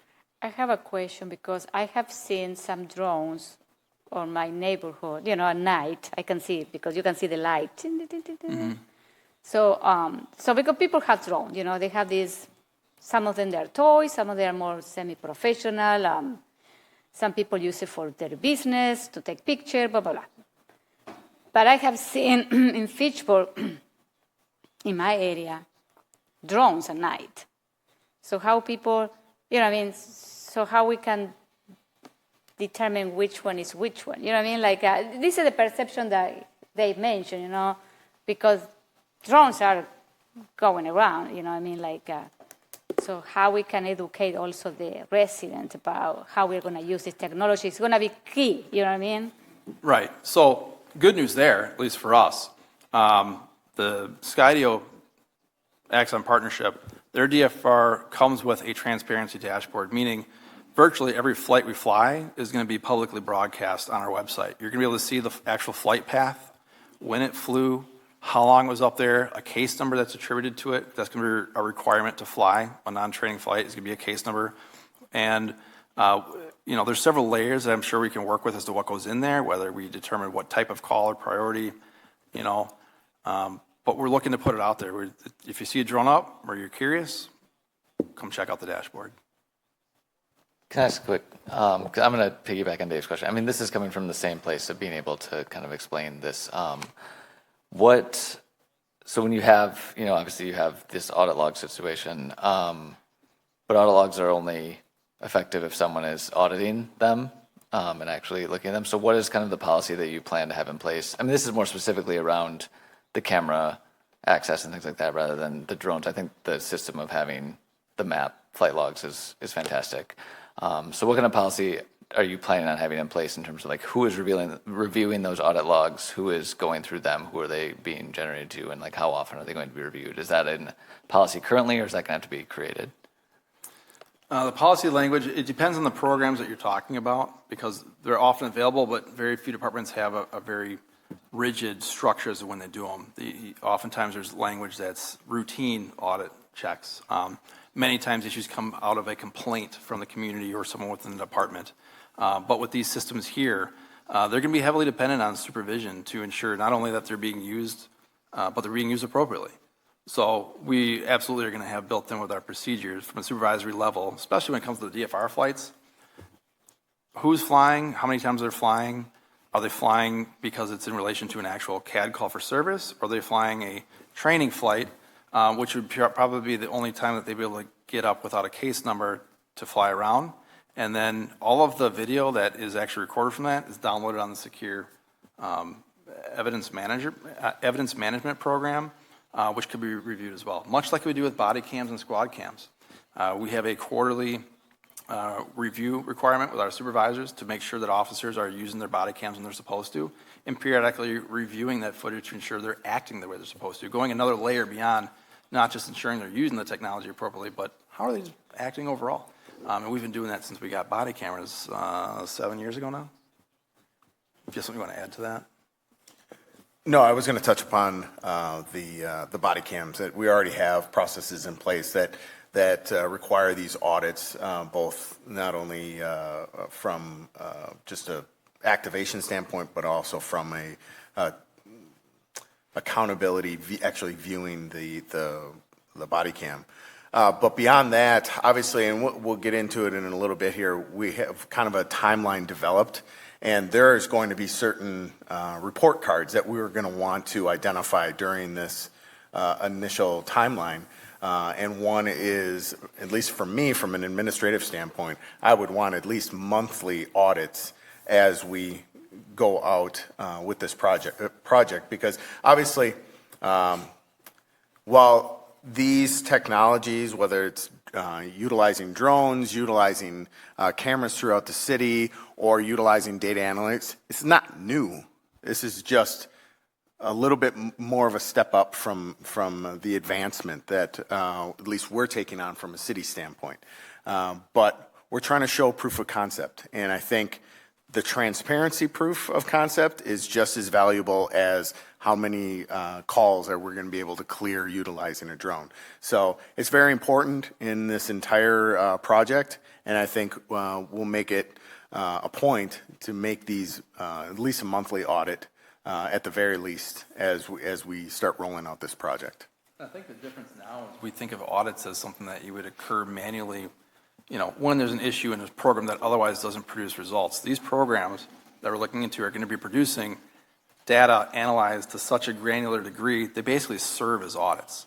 And if we're looking at them every month, quarterly and every month, all the activity, what pilots are doing, what anyone's doing with the camera systems are doing, that's going to be analyzed so granularly. It basically serves as an audit because it's going to show us what you're using the system for and when. And that's typically something you only do when you perform an audit. Now this data is going to be coming to us routinely.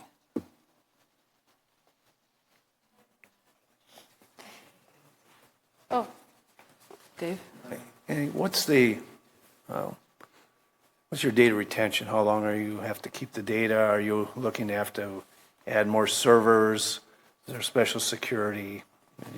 Have you Sure. elaborate? So the trend is going towards cloud storage, and our IT staff is very happy to hear that because they don't have to maintain and upgrade these systems over time. Some great questions that were asked during our trial last week. Alder Jetzer made some of those yourself. Was okay, so it's the cloud, it's somewhere outside of here. How can we verify that it's secure and it's not going to be susceptible for that company to leak our data? We can, at the end here, we do have representatives from Axon on the call that can field some of those more data specific questions, but the data is ours. The way these systems are designed, they basically have their cloud storage is the engine in the background, but they don't have access to see what's going on inside the car, so to speak. I don't know if that analogy landed, but the only people that can see our data is us. They host it, they store it, but even they don't have access to read that data, only we do. And we're seeing that with most of the prominent vendors in the law enforcement technology space today, whether we're talking this or LPR data from multiple different vendors. They do it very differently from the source of the most recent vendor that we parted with. Dave, were you trying to ask, like, how much storage do we need and how much is it going to cost and how Sure. fast do we... Where I was going, Yeah, how fast are we long gonna be you have to accumulating keep the data? How long you have to keep? I was too defensive with where I was coming from. To answer your question, and Brandon Jones from Axon is here, he can chime in if he needs to, but this would be coming with unlimited data. We do have data retention policies based on how long we want to hold certain things. Many of our felony crimes have a 7 to 10 year retention. Very few have a permanent, but they would be dropping off after certain amounts of time. But we would not have a concern with how much data we're incorporating because it's unlimited. Okay. Thank you. Yes. Yeah, I have two questions now. So do we need to pay for the cloud storage too, or is part of the package? It's all part of the price. Okay. The other thing that I was reviewing this proposal that you sent me, and I shared this with the council, the location of the drones. Who is going to decide where to locate this drone? Suppose that we decide to go with 3 drones. It's going to be you, or you're going to have, or we can have some voice here. Because I want to tell you something that the Hosto Hochi in the middle of the city, I know that it's a great, I think it's going to be I don't feel comfortable to have a drone in that location. The locations in the proposal are just for putting them in those areas. Okay. To answer your question, it's absolutely going to be a collaborative discussion with city leadership. We're not just going to put these things out there where we feel is best. Can you install this one in the water towers too? You know, the new ones? Like on top of the water Yeah. tower? It would be I would not want to be the Oh, person yeah. installing it on top of the water tower. No, Be a but big drone can to they, get it up can there, they be, could those places be a location So or no? what I don't what know. they try to look for is they maximize where they do an analysis of where all our calls for service are in the city. And then they go, how can we maximize the response time these drones are going to have to a majority of these calls within our city?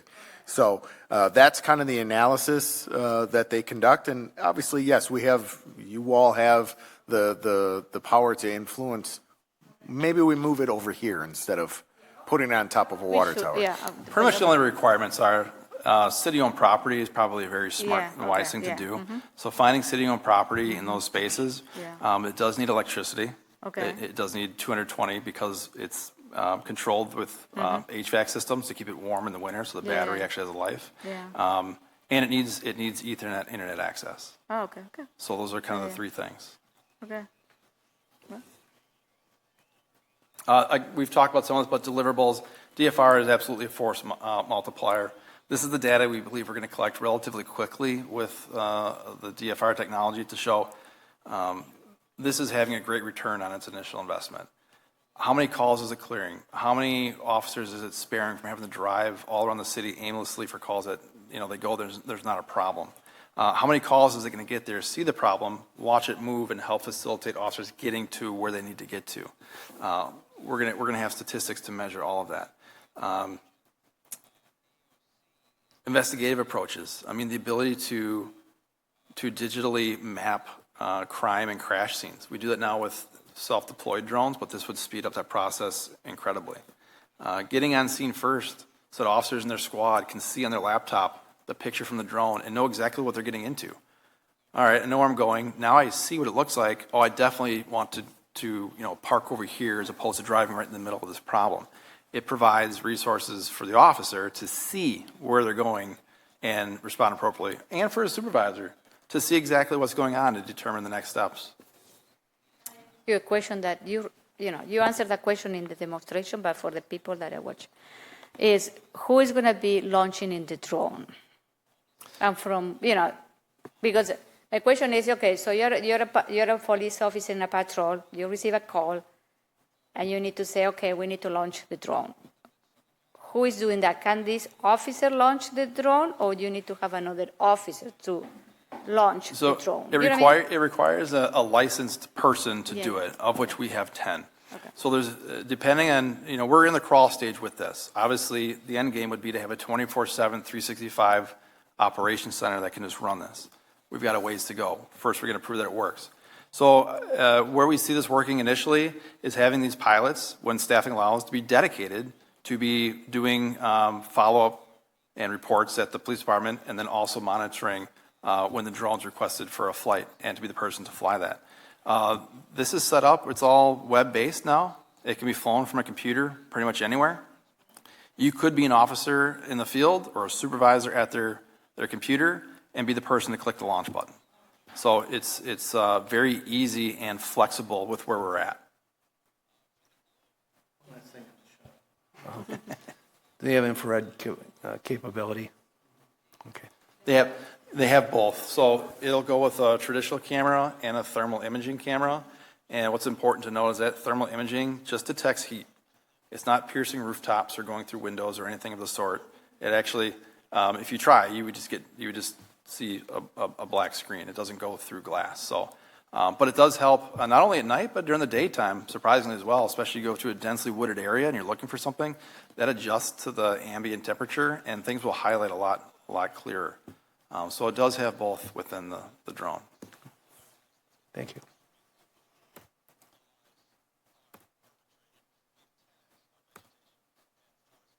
So proof of concept, this is the timeline that Deputy Chief will let you expand on here. So obviously, we've been working with the mayor on the Peregrine testing and evaluation for the next 6 months, and we hope to start implementing that soon with our data analytics, and that'll at least give us the opportunity to get Peregrine implemented. It's probably going to be the heaviest lift from integrating all the systems and getting permissions from CAD and those types of things. And then we look to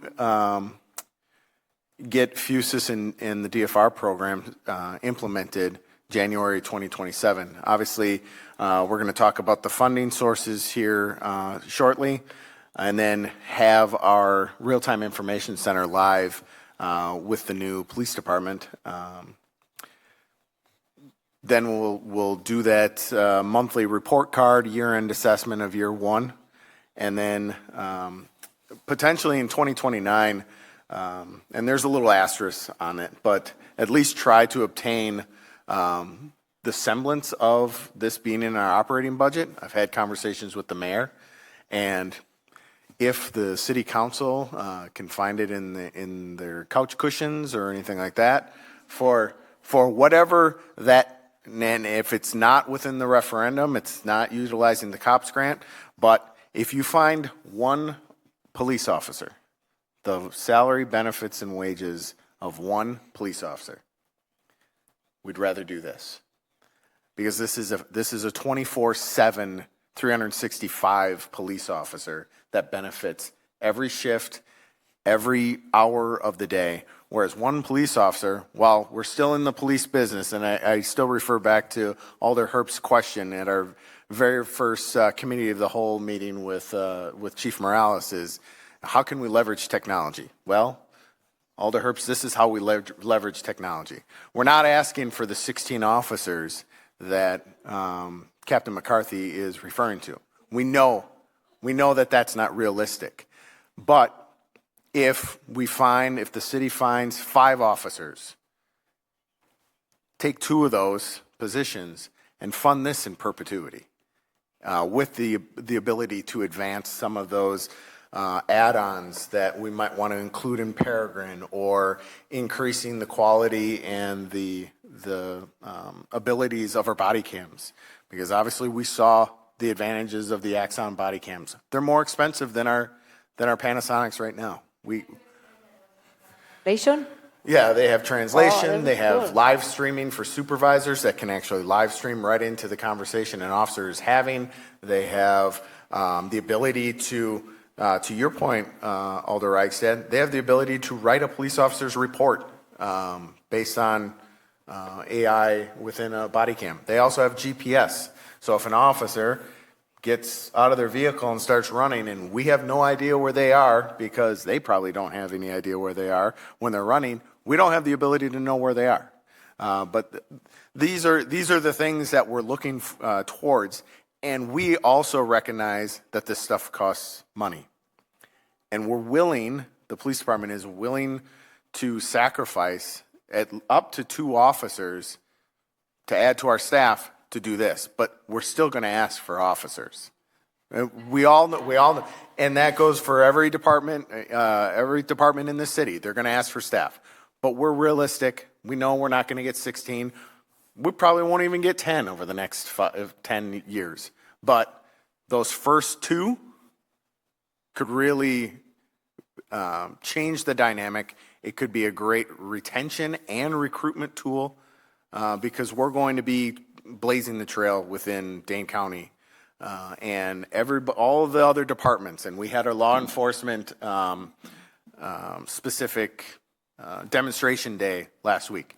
Everybody's kind of watching us and what we're going to be doing with this, whether it's the Arctic, whether it's LPR, which is a completely different conversation. But this is exciting technology and can really increase our efficiencies within the department. Now, we'd love to be able to privately fund the Arctic program for 5 years, if we can. A real-time information center. It's all 3 of these components together. Okay. So this Arctic, we would pie in the sky. It's kind of on the screen. This pie in the sky dream of ours is to have this funded privately for the next 5 years. And we've already had some really significant businesses in the city of Fitchburg sign on to this. And if you'd indulge, one of those businesses did submit a letter for me to read for you all tonight. Okay? So this is a statement from Promega Corporation. Promega is a life science company providing tools and technologies used by scientists and technicians in labs around the world, spanning academic and government research, forensics, pharmaceuticals, clinical diagnostics, and agriculture and environmental testing. Promega has adopted new technology throughout our history, most recently artificial intelligence, and we've seen firsthand what it can do for an organization. We recognize the same principle at work in what's being proposed for the Fitchburg Police Department. As a life science company, we operate in a highly regulated environment where governance and accountability are built into everything we do. Within that structure, innovation is the lifeblood of our business, and it's our people who drive it, using these tools to work with greater precision, effectiveness, and speed. We share their experience because it offers a concrete, local example of the kind of measurable, positive impact this type of technology can have. We've seen 3 consistent effects. Routine, repeatable work is completed reliably and efficiently, freeing up time and attention for nuance of a job that genuinely require human judgment. Questions get explored more fully before treated as settled, often because scattered information can now be brought together in one place, making patterns visible that would otherwise stay hidden. This allows teams to test more angles and rule out weak assumptions before committing to a conclusion, so the conclusion they reach is a stronger one. The distance between a rough idea and a workable plan shortens, as these tools allow for earlier testing and fuller scenario exploration before a decision is finalized, all while humans continue to make the judgment calls that matter most. That's the essence of a force multiplier, giving skilled people more capacity to apply their expertise and judgment at the moments when the stakes are the highest and the margin for error is the smallest. We've been in discussions with the Fitchburg Police Department for months about this initiative, meeting with its team to understand the vision behind it. Precision, judgment, and accountability are principles we rely on in our own work, and they're reflected clearly in what the department is building. We've seen what happens when technology multiplies the effectiveness of skilled professionals, and we see how that kind of capacity can apply to other organizations, including the Fitchburg Police Department, for the benefit of the community it serves.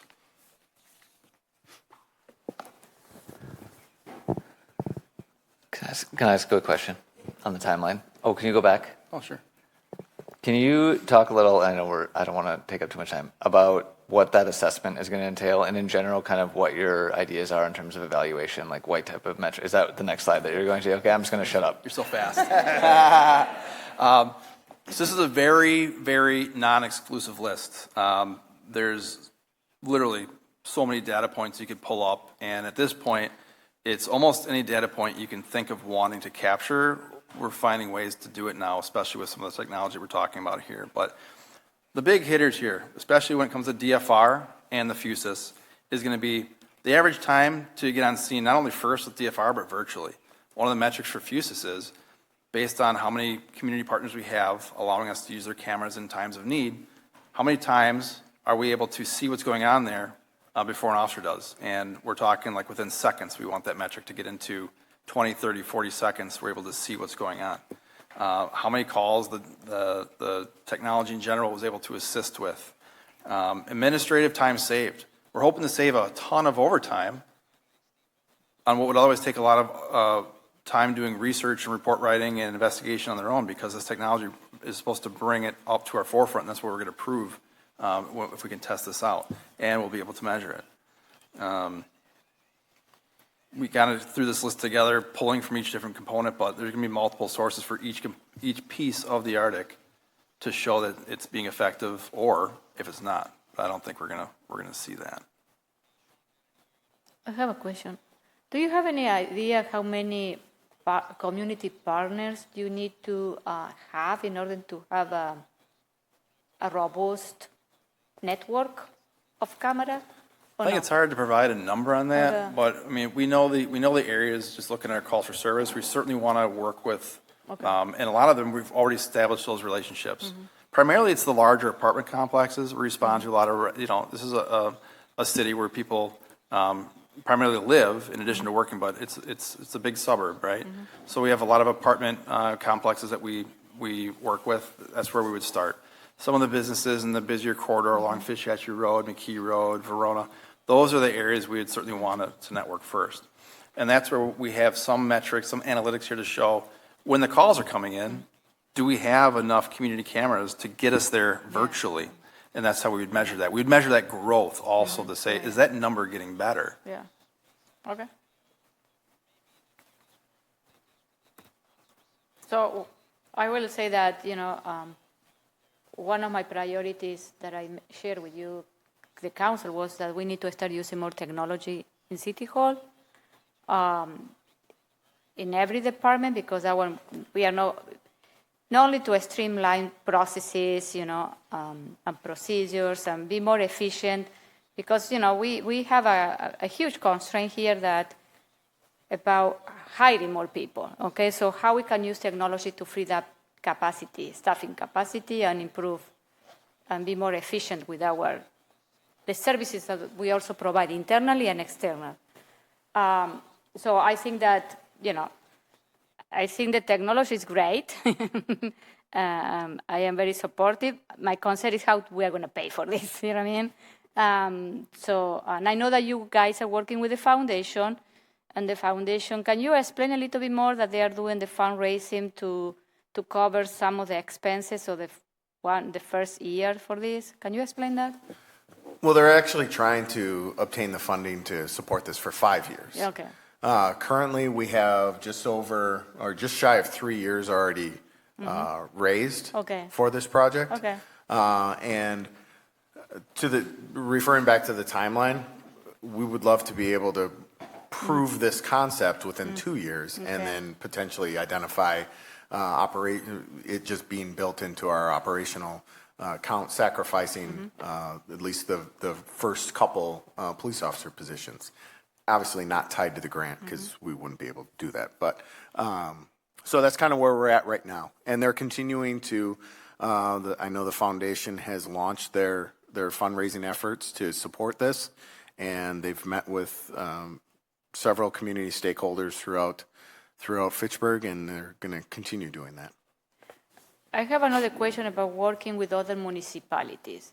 So if other municipalities, we decided to move forward with this, and if Verona or some place say, oh, I like that, and I want to be, do they need to pay, the $50,000 for each year for each component? It's only for one municipality. And I want to understand that. So I think if Brandon is able to pop on here, as far as the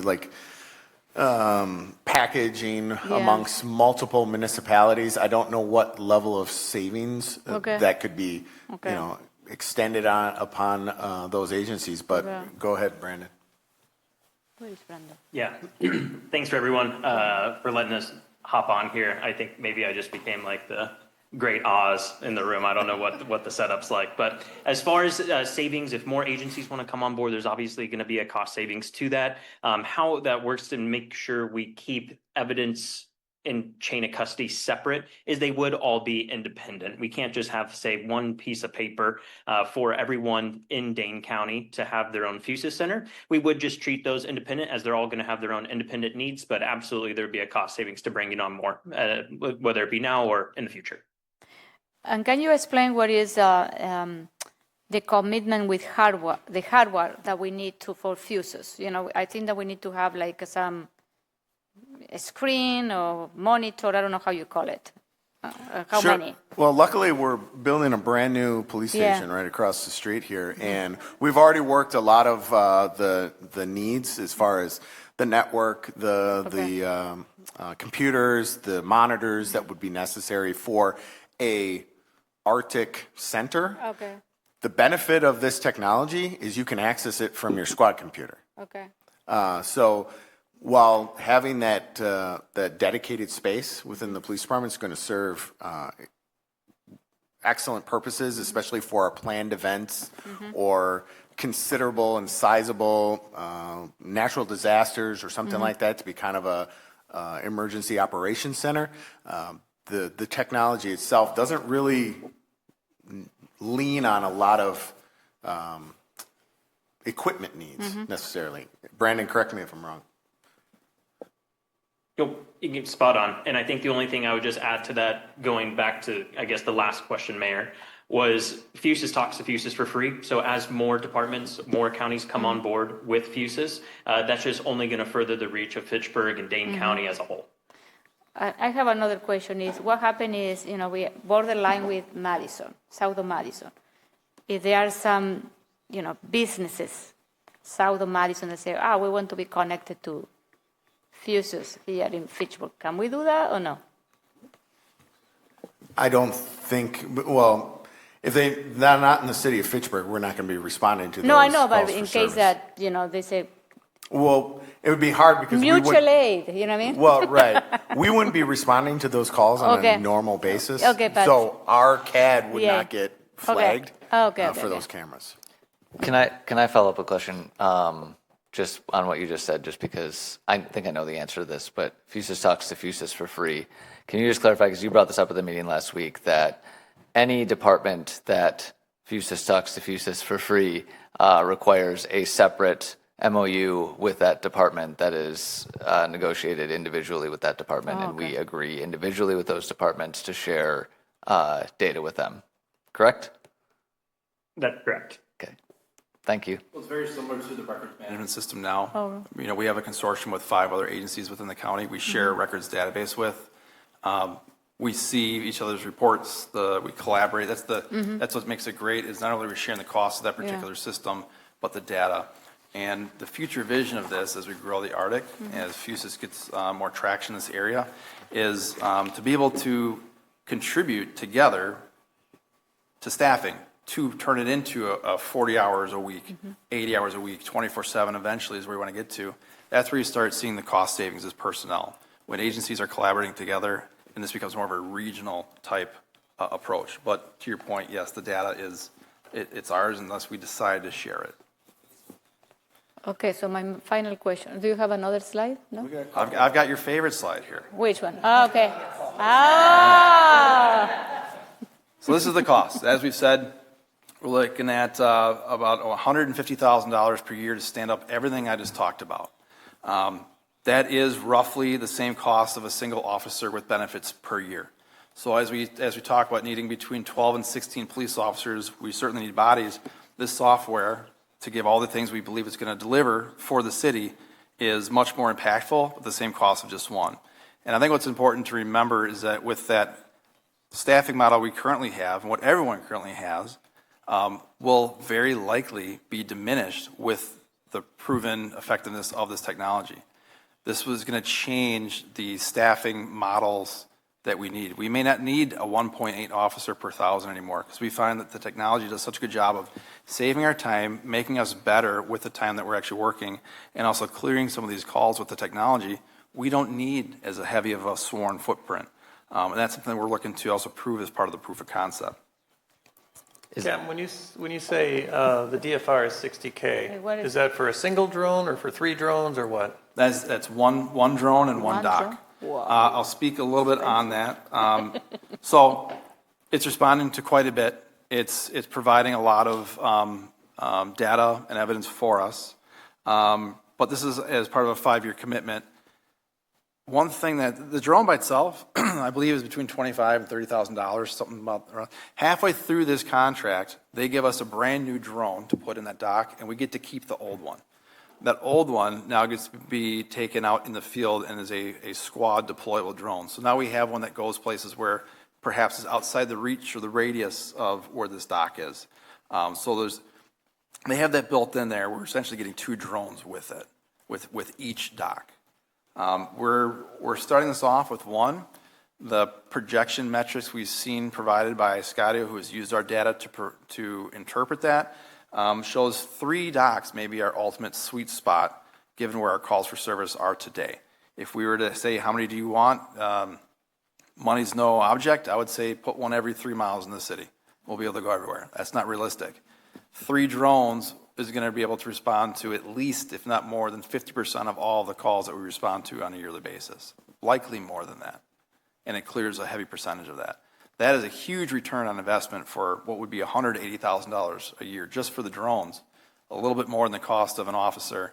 You're covering a lot of ground with those. Are you going to talk about the upfront investment cost for hardware? And okay, that's coming next. You're looking at it. Okay, so that's the capital and that's the operating. We estimated. The capital is part of the new police facility. This would all be operating. It's a yearly cost. The only thing we have currently in CIP is like body cameras, which is an add-on, which I'll talk about here momentarily. But we just threw a ballpark estimate of $5,000 upfront costs for laying Ethernet where we don't have it, wherever these sites would be, and ensuring that it has power.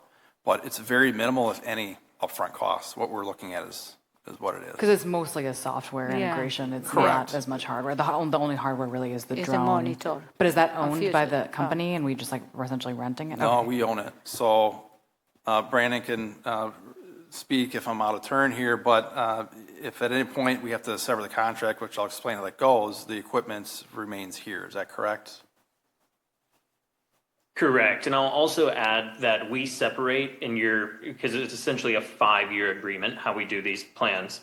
We separate the capital and the operational costs. So then that way, on the first year, all the capital expenditure and some of the software is paid for. That way, if for whatever reason, maybe the proof of concept doesn't work for the city, in year 2 or year 3, you say, hey, we need to go ahead and cut this program. It's just the actual software that we're turning off, and it makes it a very easy. Hopefully, we just part ways as friends at that time, but very easy on that part. But yeah, capital expenses all usually paid in year 1, operational for the out years. And then, what is your year-over-year increase in cost? Because I've worked with software companies that are like 8% every year is an increase. I assume there's some sort of increase ramp-up cost over the next 5 years, or there will be at the end of that 5-year period with a renegotiation of the contract? Yep. Good question. I'm happy to take this one. Sorry if I'm overstepping. I can't hear the police department, but that cost is fixed. There's no adjustments throughout your guys' contract period. At the end of your guys' contract, whether it be in 5 years, 8 years, 10 years, then we would need to go ahead and reassess where the pricing is at that time. But a lot of the time you already own the hardware, so it's just renewing essentially the software services if that's what you wanted to do. But as far as the fixed price, there's no increases throughout your contract. Can I ask why there's no, I assume some portion of the drone is software cost. So is it cheaper to add that second and third drone, or is it just a flat $60,000 for as many as you purchase? I'm happy to take this one as well. Maybe the police department can also elaborate on that. Built into, I'm not sure exactly, Captain, if you've shared with them the latest quote version of that, but what we currently have structured is essentially the proof of concept with a phased deployment. Captain, am I okay to speak on that, or did you want to take that? I'm happy to if you need. No, you're going to be able to expand much more than the future slide here, so please go ahead.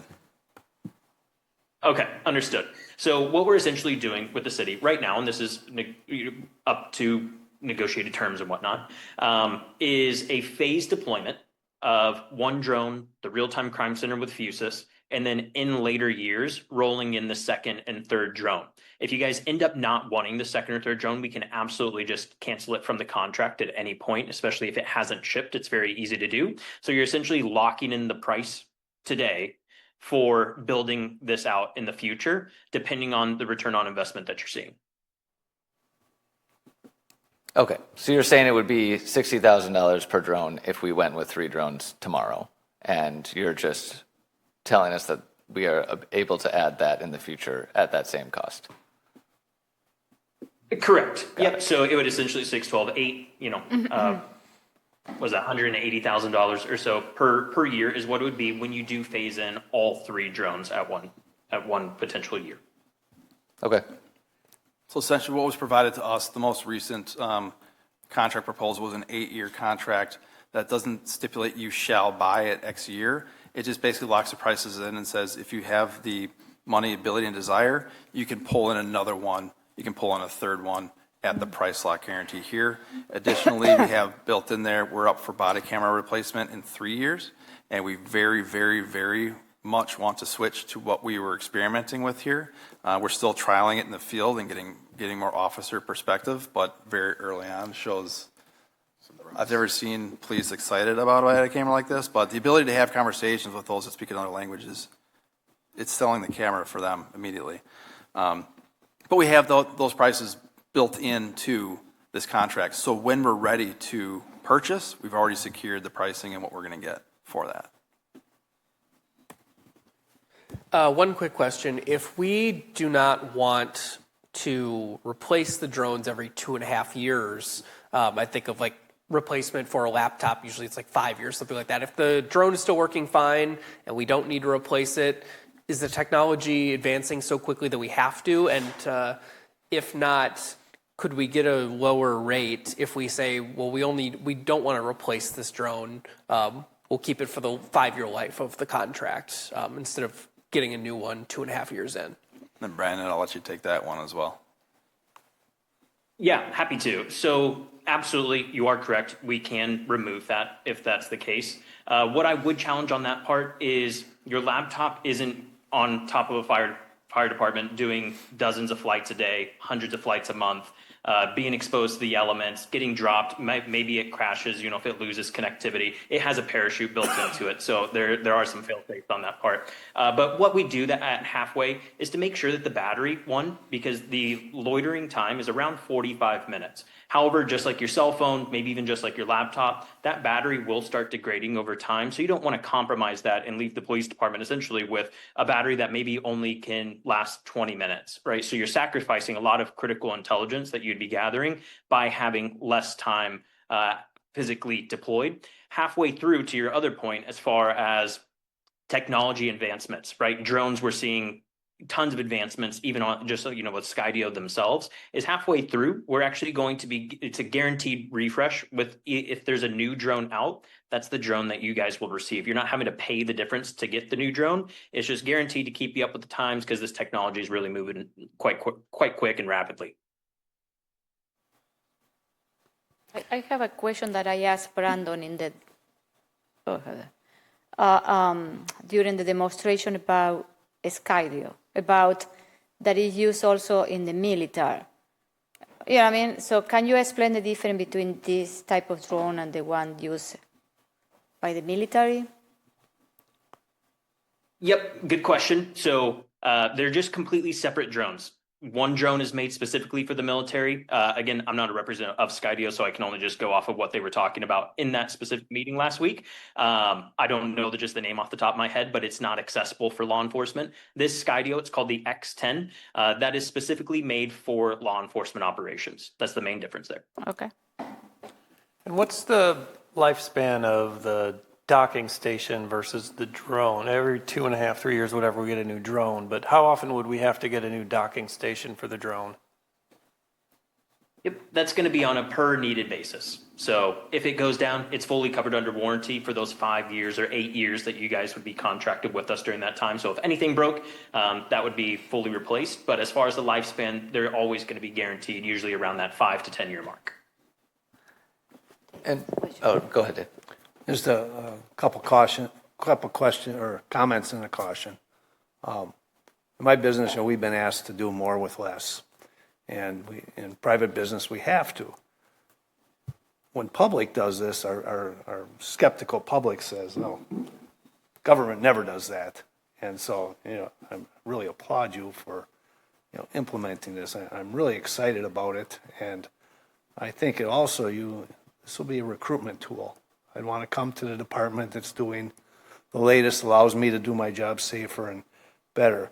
But I will caution you, and the example I'll give you, and Bill probably recognizes these initials, ERP, and this was a software package, a company I worked for years ago that came in, and we had all these different things that didn't work together, and it was going to integrate and make everything better, and they gave us a price, and it never panned out.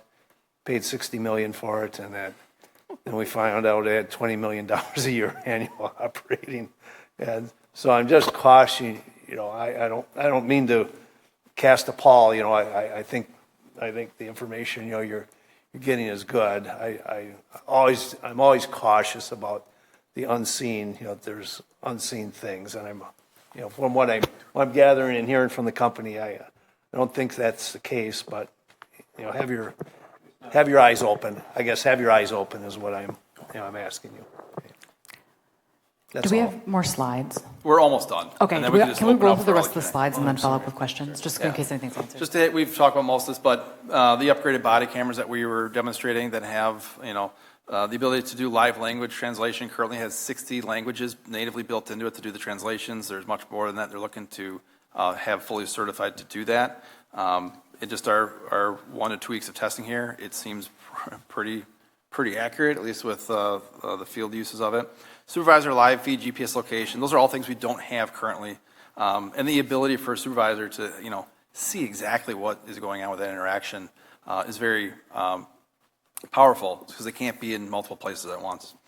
The squad cameras will be updated. This has the ability to, later on when we revisit a future LPR conversation and what else is out there that's appropriate for the city, that could be ingested, and then traffic cameras at major intersections.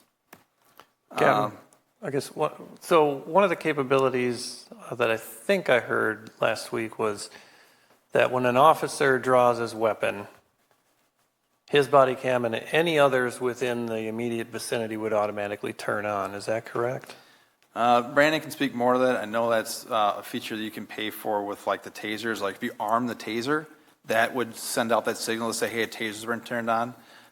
For the most part, all of our contacts are already recording, but it's kind of like a redundancy to make sure that's recording. But Brandon, do you want to answer that? Yeah, so you kind of touched on the taser side. It's actually already built into the Taser 7s that the department uses today. When it is armed, it will turn on any body camera that's Axon's body camera within a 30-foot radius. But we also have a feature called Signal Sidearm. It's a sensor that mounts onto an officer's firearm holster. It creates a magnetic field. So when that firearm is unholstered, maybe in a critical incident, when the officer shouldn't necessarily be focused on turning on a body camera, that firearm's unholstered, it will do the same exact thing. It will turn on any body camera that's Axon's within a 30-foot radius. The other thing to note with the taser, arming of the taser, will that also signal through Fusus, Brandon, that there's something in the map, hey, supervisor, taser's just been armed? Correct. So it will send through a specific alert that a taser's been armed, so that way command staff and designated individuals that receive these alerts can be notified. Same exact thing when it comes to a drone flying or if it was a firearm unholstered. So all those would be specific triggering events that are clearly identified inside Fusus. Last slide loosely talks about some safeguards, and then we'll open up the floor for additional questions, and we'll refer to some of those subject matter experts that are here to speak about their component of our Arctic. But policies and procedures are incredibly important for what we discussed earlier with accountability, transparency, and appropriate use. These are 6 of the policies that would largely govern everything we're talking about, and they're already in place today. The things that would require a little bit more crafting once I get here, once we know we're moving this direction, is just the procedure element.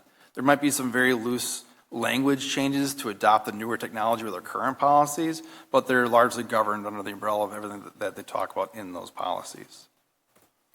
Contract flexibility, we spoke of this. So right now we're looking at a proposed 8-year contract that would allow us to pull some of these upgraded parts later on should the money become available. It locks and freezes prices within that 8 years. And with Peregrine, Axon, Skydio, the technology we talked about here, they have provisional components within their contracts that says if at any given year funding for whatever reason just becomes unavailable, that you can terminate that contract. So when we're signing on to explore this proof of concept, if the donation funding falls through, there's a failure along the lines, the city, for whatever reason, can't come up within a few years funding to carry it on, that there's no risk to the city to maintain the contracts. Contract. Correct. And it's going to be there in the language. It's very clear. You know that Valerie would like to see that, you know what I mean? She has seen it with Peregrine. Okay. Yeah. And just to clarify on that point, would if funding were no longer available for one component, is that null and void essentially portion just for that component? Like if we don't have funding available for the drone portion, are we still able to continue under the same contract for the body cameras and the FUSIS and everything else? I will defer that one back to you, Brandon. Gotcha. I came off mute. I was ready for it. That's correct. So that's actually in the light of maybe a situation where you're parting ways with Axon. That's actually kind of like the best case scenario is if we just need to renegotiate and remove the drone site, that's absolutely no problem. This is quick. When you're talking about fundraising, is the fundraising goal for the single drone or is that for all three? The entire project. But is it for? It's just based on the numbers for one drone. The one drone. So right. that's what the foundation is. That's their goal for the 5 years. Is to fund. That's their goal. Okay. And again, when I said, hey, we'll gladly sacrifice one officer, it's also the additional drones. If they're, however, by the grace of God, you get 2 officers in there, we'd sacrifice those 2 officers for those future additions. Sure. Because we know that one drone is going to make a huge impact, but 2 would make an even greater impact. I was doing some research on return on investment on not only drone DFR programs, but also peregrine. And if, regarding drones, it equates to roughly 0.6 FTE every single day.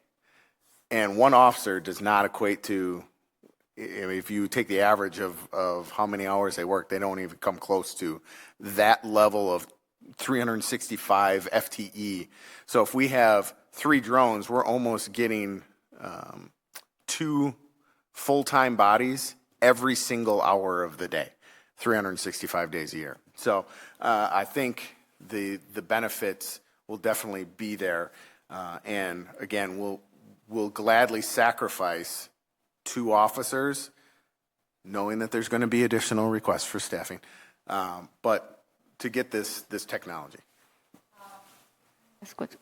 Matt, we discussed this, I don't know if it was yesterday or today, about the grant.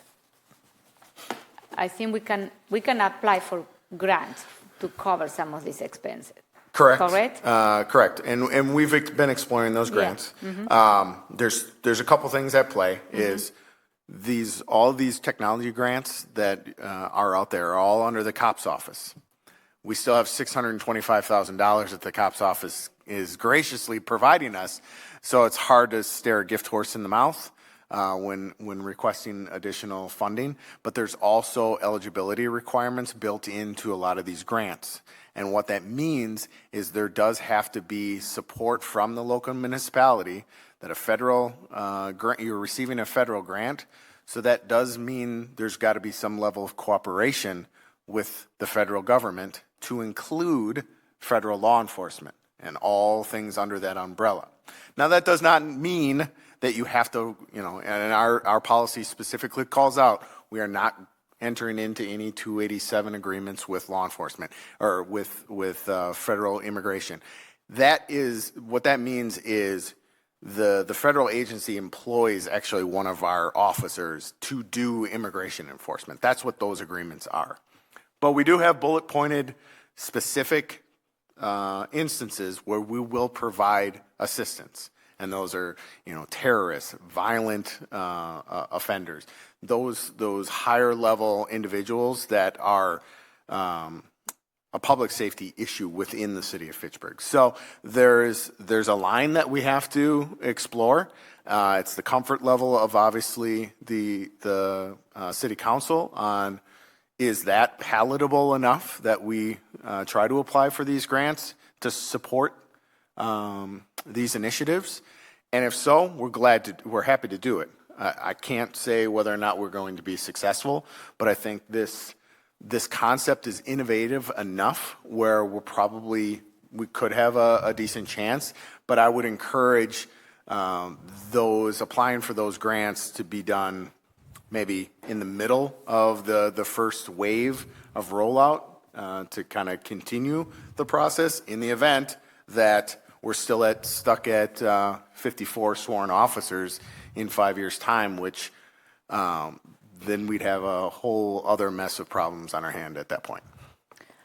All right, we're starting to run. We're already over time, ideal time, but this is an important topic. But I do want to see if we can get through the rest of the slides and try to wrap up on questions. No, this is the last one. Slide. I'm turning it over. We've talked a lot about this already. Data security. Everything that we're talking about here is vetted through the CJIS standards, which is required for us to be able to put some of this data in there. We've looked at how they create the architecture of their software in the back end, so we know it's going to be protected. For the evidence portion, Axon owns evidence.com, which very recently, the Dane County District Attorney's Office switched to that. One, because it's a very secure platform, and two, because it allows the sharing of and the receiving of digital evidence from law enforcement agencies in the county much more efficiently. One of the time costs right now that is plaguing our department among the record staff is these digital video requests, not only from the media, but from what's needed from the Dane County District Attorney's Office. The sheer amount of hours it takes to find these videos, redact, download, send, log, it's almost half, if not more, of half their job now. It's pretty crazy. These systems and them switching to evidence.com is a huge step into drastically cutting back that workload on the non-sworn staff that we have. And again, any questions regarding data security or anything that we've presented today on this Arctic proposal, we have Tim Shriver here from Peregrine who can speak to it. We have Brandon Jones, obviously, from Axon.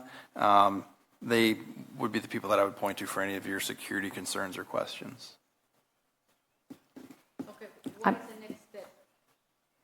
I actually have a question before we get to that for the reps that are on. I'm curious about the companies themselves. What is the origin of your company? How are they owned? Are you U.S. based? How long have you been around? Just can you give me like a general overview of who you are as a company? Yeah, I'll go first. So Axon is actually formerly known as Taser International. So I'm sure everyone has heard the phrase Taser. Taser was founded in 1993. We changed our name over to Axon in 2017 when we started getting more into the body cameras and digital evidence space. Right now we work with thousands and thousands of agencies. I believe Councilmember Fetzer went ahead and sent over maybe the reference list as far as some of our local partners to you guys. But we work in thousands of agencies, I believe even over 95% being just Taser alone. So we have a big footprint. We're operating in over 102 countries. We're based in Scottsdale, Arizona. That's where the majority of our equipment's all made and manufactured as well. So all US based. But that's just kind of a small snippet. Happy to answer any questions on that side, though. That's helpful. Thank you. And the Peregrine rep? Yeah, good evening. Thanks for the question, ma'am. My name is Tim Shriver from Peregrine Technologies, and we're a little bit smaller than our friends over at Axon. We've been around for about 8 years. We work in about 450 communities across the country. We were founded in local law enforcement, so we are 2 co-founders. Who are our CEO and our CTO, who still own the company, the majority of our company. So founder-led, founder-owned for the last 8 years.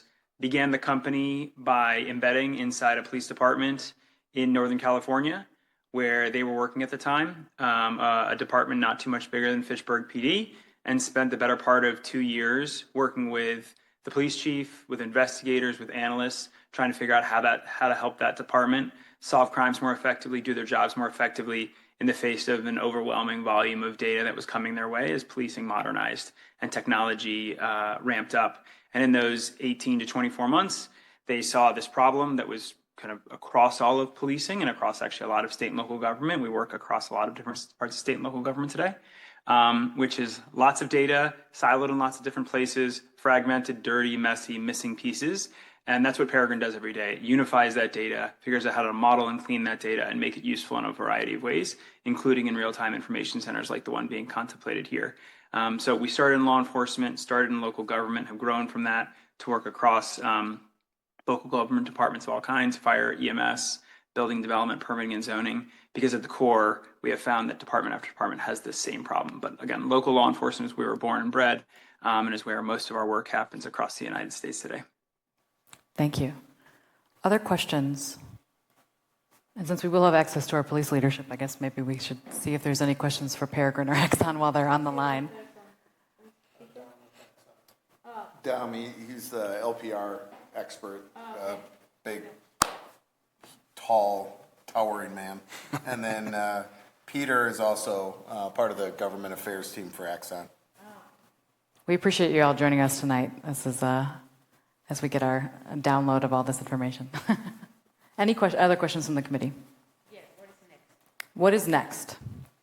Looking at our timeline, we're hoping to begin with Peregrine immediately. We have money to at least do a 6-month trial with that program to get it up and running, get it integrated with our 2 main software components, and to start seeing those deliverables, which we should see relatively quick with the dashboards that we create there. We're hoping that January or very early spring, but ideally January, the other 2 components, the FUSIS and the DFR, would be started. The reason for that is the calendar year is great to start. This is kind of uniquely worked that way, but we're moving into a new police facility. We will have probably at least 3 months between January and the end of March to fine-tune, create the community networks that would help us supply the feeds into FUSIS, get all the bugs worked out so it's working, so by the time we can move into the physical space, that we could very easily implement and begin using that room right away. That would be a great turnaround for the spring, summer, and fall events that occur across the city that we partner and secure with. Okay, so if you want to start in January, you need to have approvals by the end of the year. So Correct. This is where I am going. And also, we need to know how much money the foundation have fundraised. You know what I mean? Right. So the next steps is to take this updated contract. We had to have this meeting first. We had to ensure that if there's any outlying questions that we haven't answered or haven't been able to answer, we go back to the vendors or to our research team here and find the answers for them to make sure that this is a palatable project to move forward. I'm hoping, based on the reactions here, that we're trending in that direction, and that next step would be to provide that contract up to the city attorney to begin reviewing the language and ensure it's in line with everything that we just discussed here. And then the approval process and where the law enforcement foundation would come in next, which you can speak to that. Yeah, one of the questions that I did have for you, Mayor, the council in general, is obviously being that the funds are from the outside entity, there's going to have to be an acceptance of those donations, very similar to what we did for the K-9. Would you prefer, and then there would have to be a budget amendment to add those to the police department budget? For 27, yes. For all of these products. Would you prefer that to be after January 1? Because our budget would already be established because this wouldn't come into effect until 2027. Yeah. And would we include this in our operating budget proposal for 2027, or just recognize that it's there and then do a budget amendment post January 1, 2027, which would be cleaner for all of you to consider when approving a budget? I don't know. I had to think about it. You'd have to talk to Misty on that one? No, I had to think about it. Yeah, I had Well, to. I think there's less than a 100% chance that this will happen. So, that might be 99.9% or it might be 85%. Who knows? But I think the safer course would be pretend it's not in your budget and do the amendment. Yeah. Right. Yeah. Yeah, because the city can still accept it at any point. Yes, because the budget is going to be approved. Correct. In November. Yep. But it had to be ready in September. Our budget. Yes. Or so the we city budget. wouldn't consider So this I would money say in our budget. So so I would say that an amendment to the budget will be the best option. Okay. That's what I was thinking too. And also, we need to talk to Valerie about the gift acceptance and, how we're going to do it, because we'll get to those details. Any other questions for the officers or for the reps? Micah? Okay. Anything else? Anything else you wanted to share before we wrap up?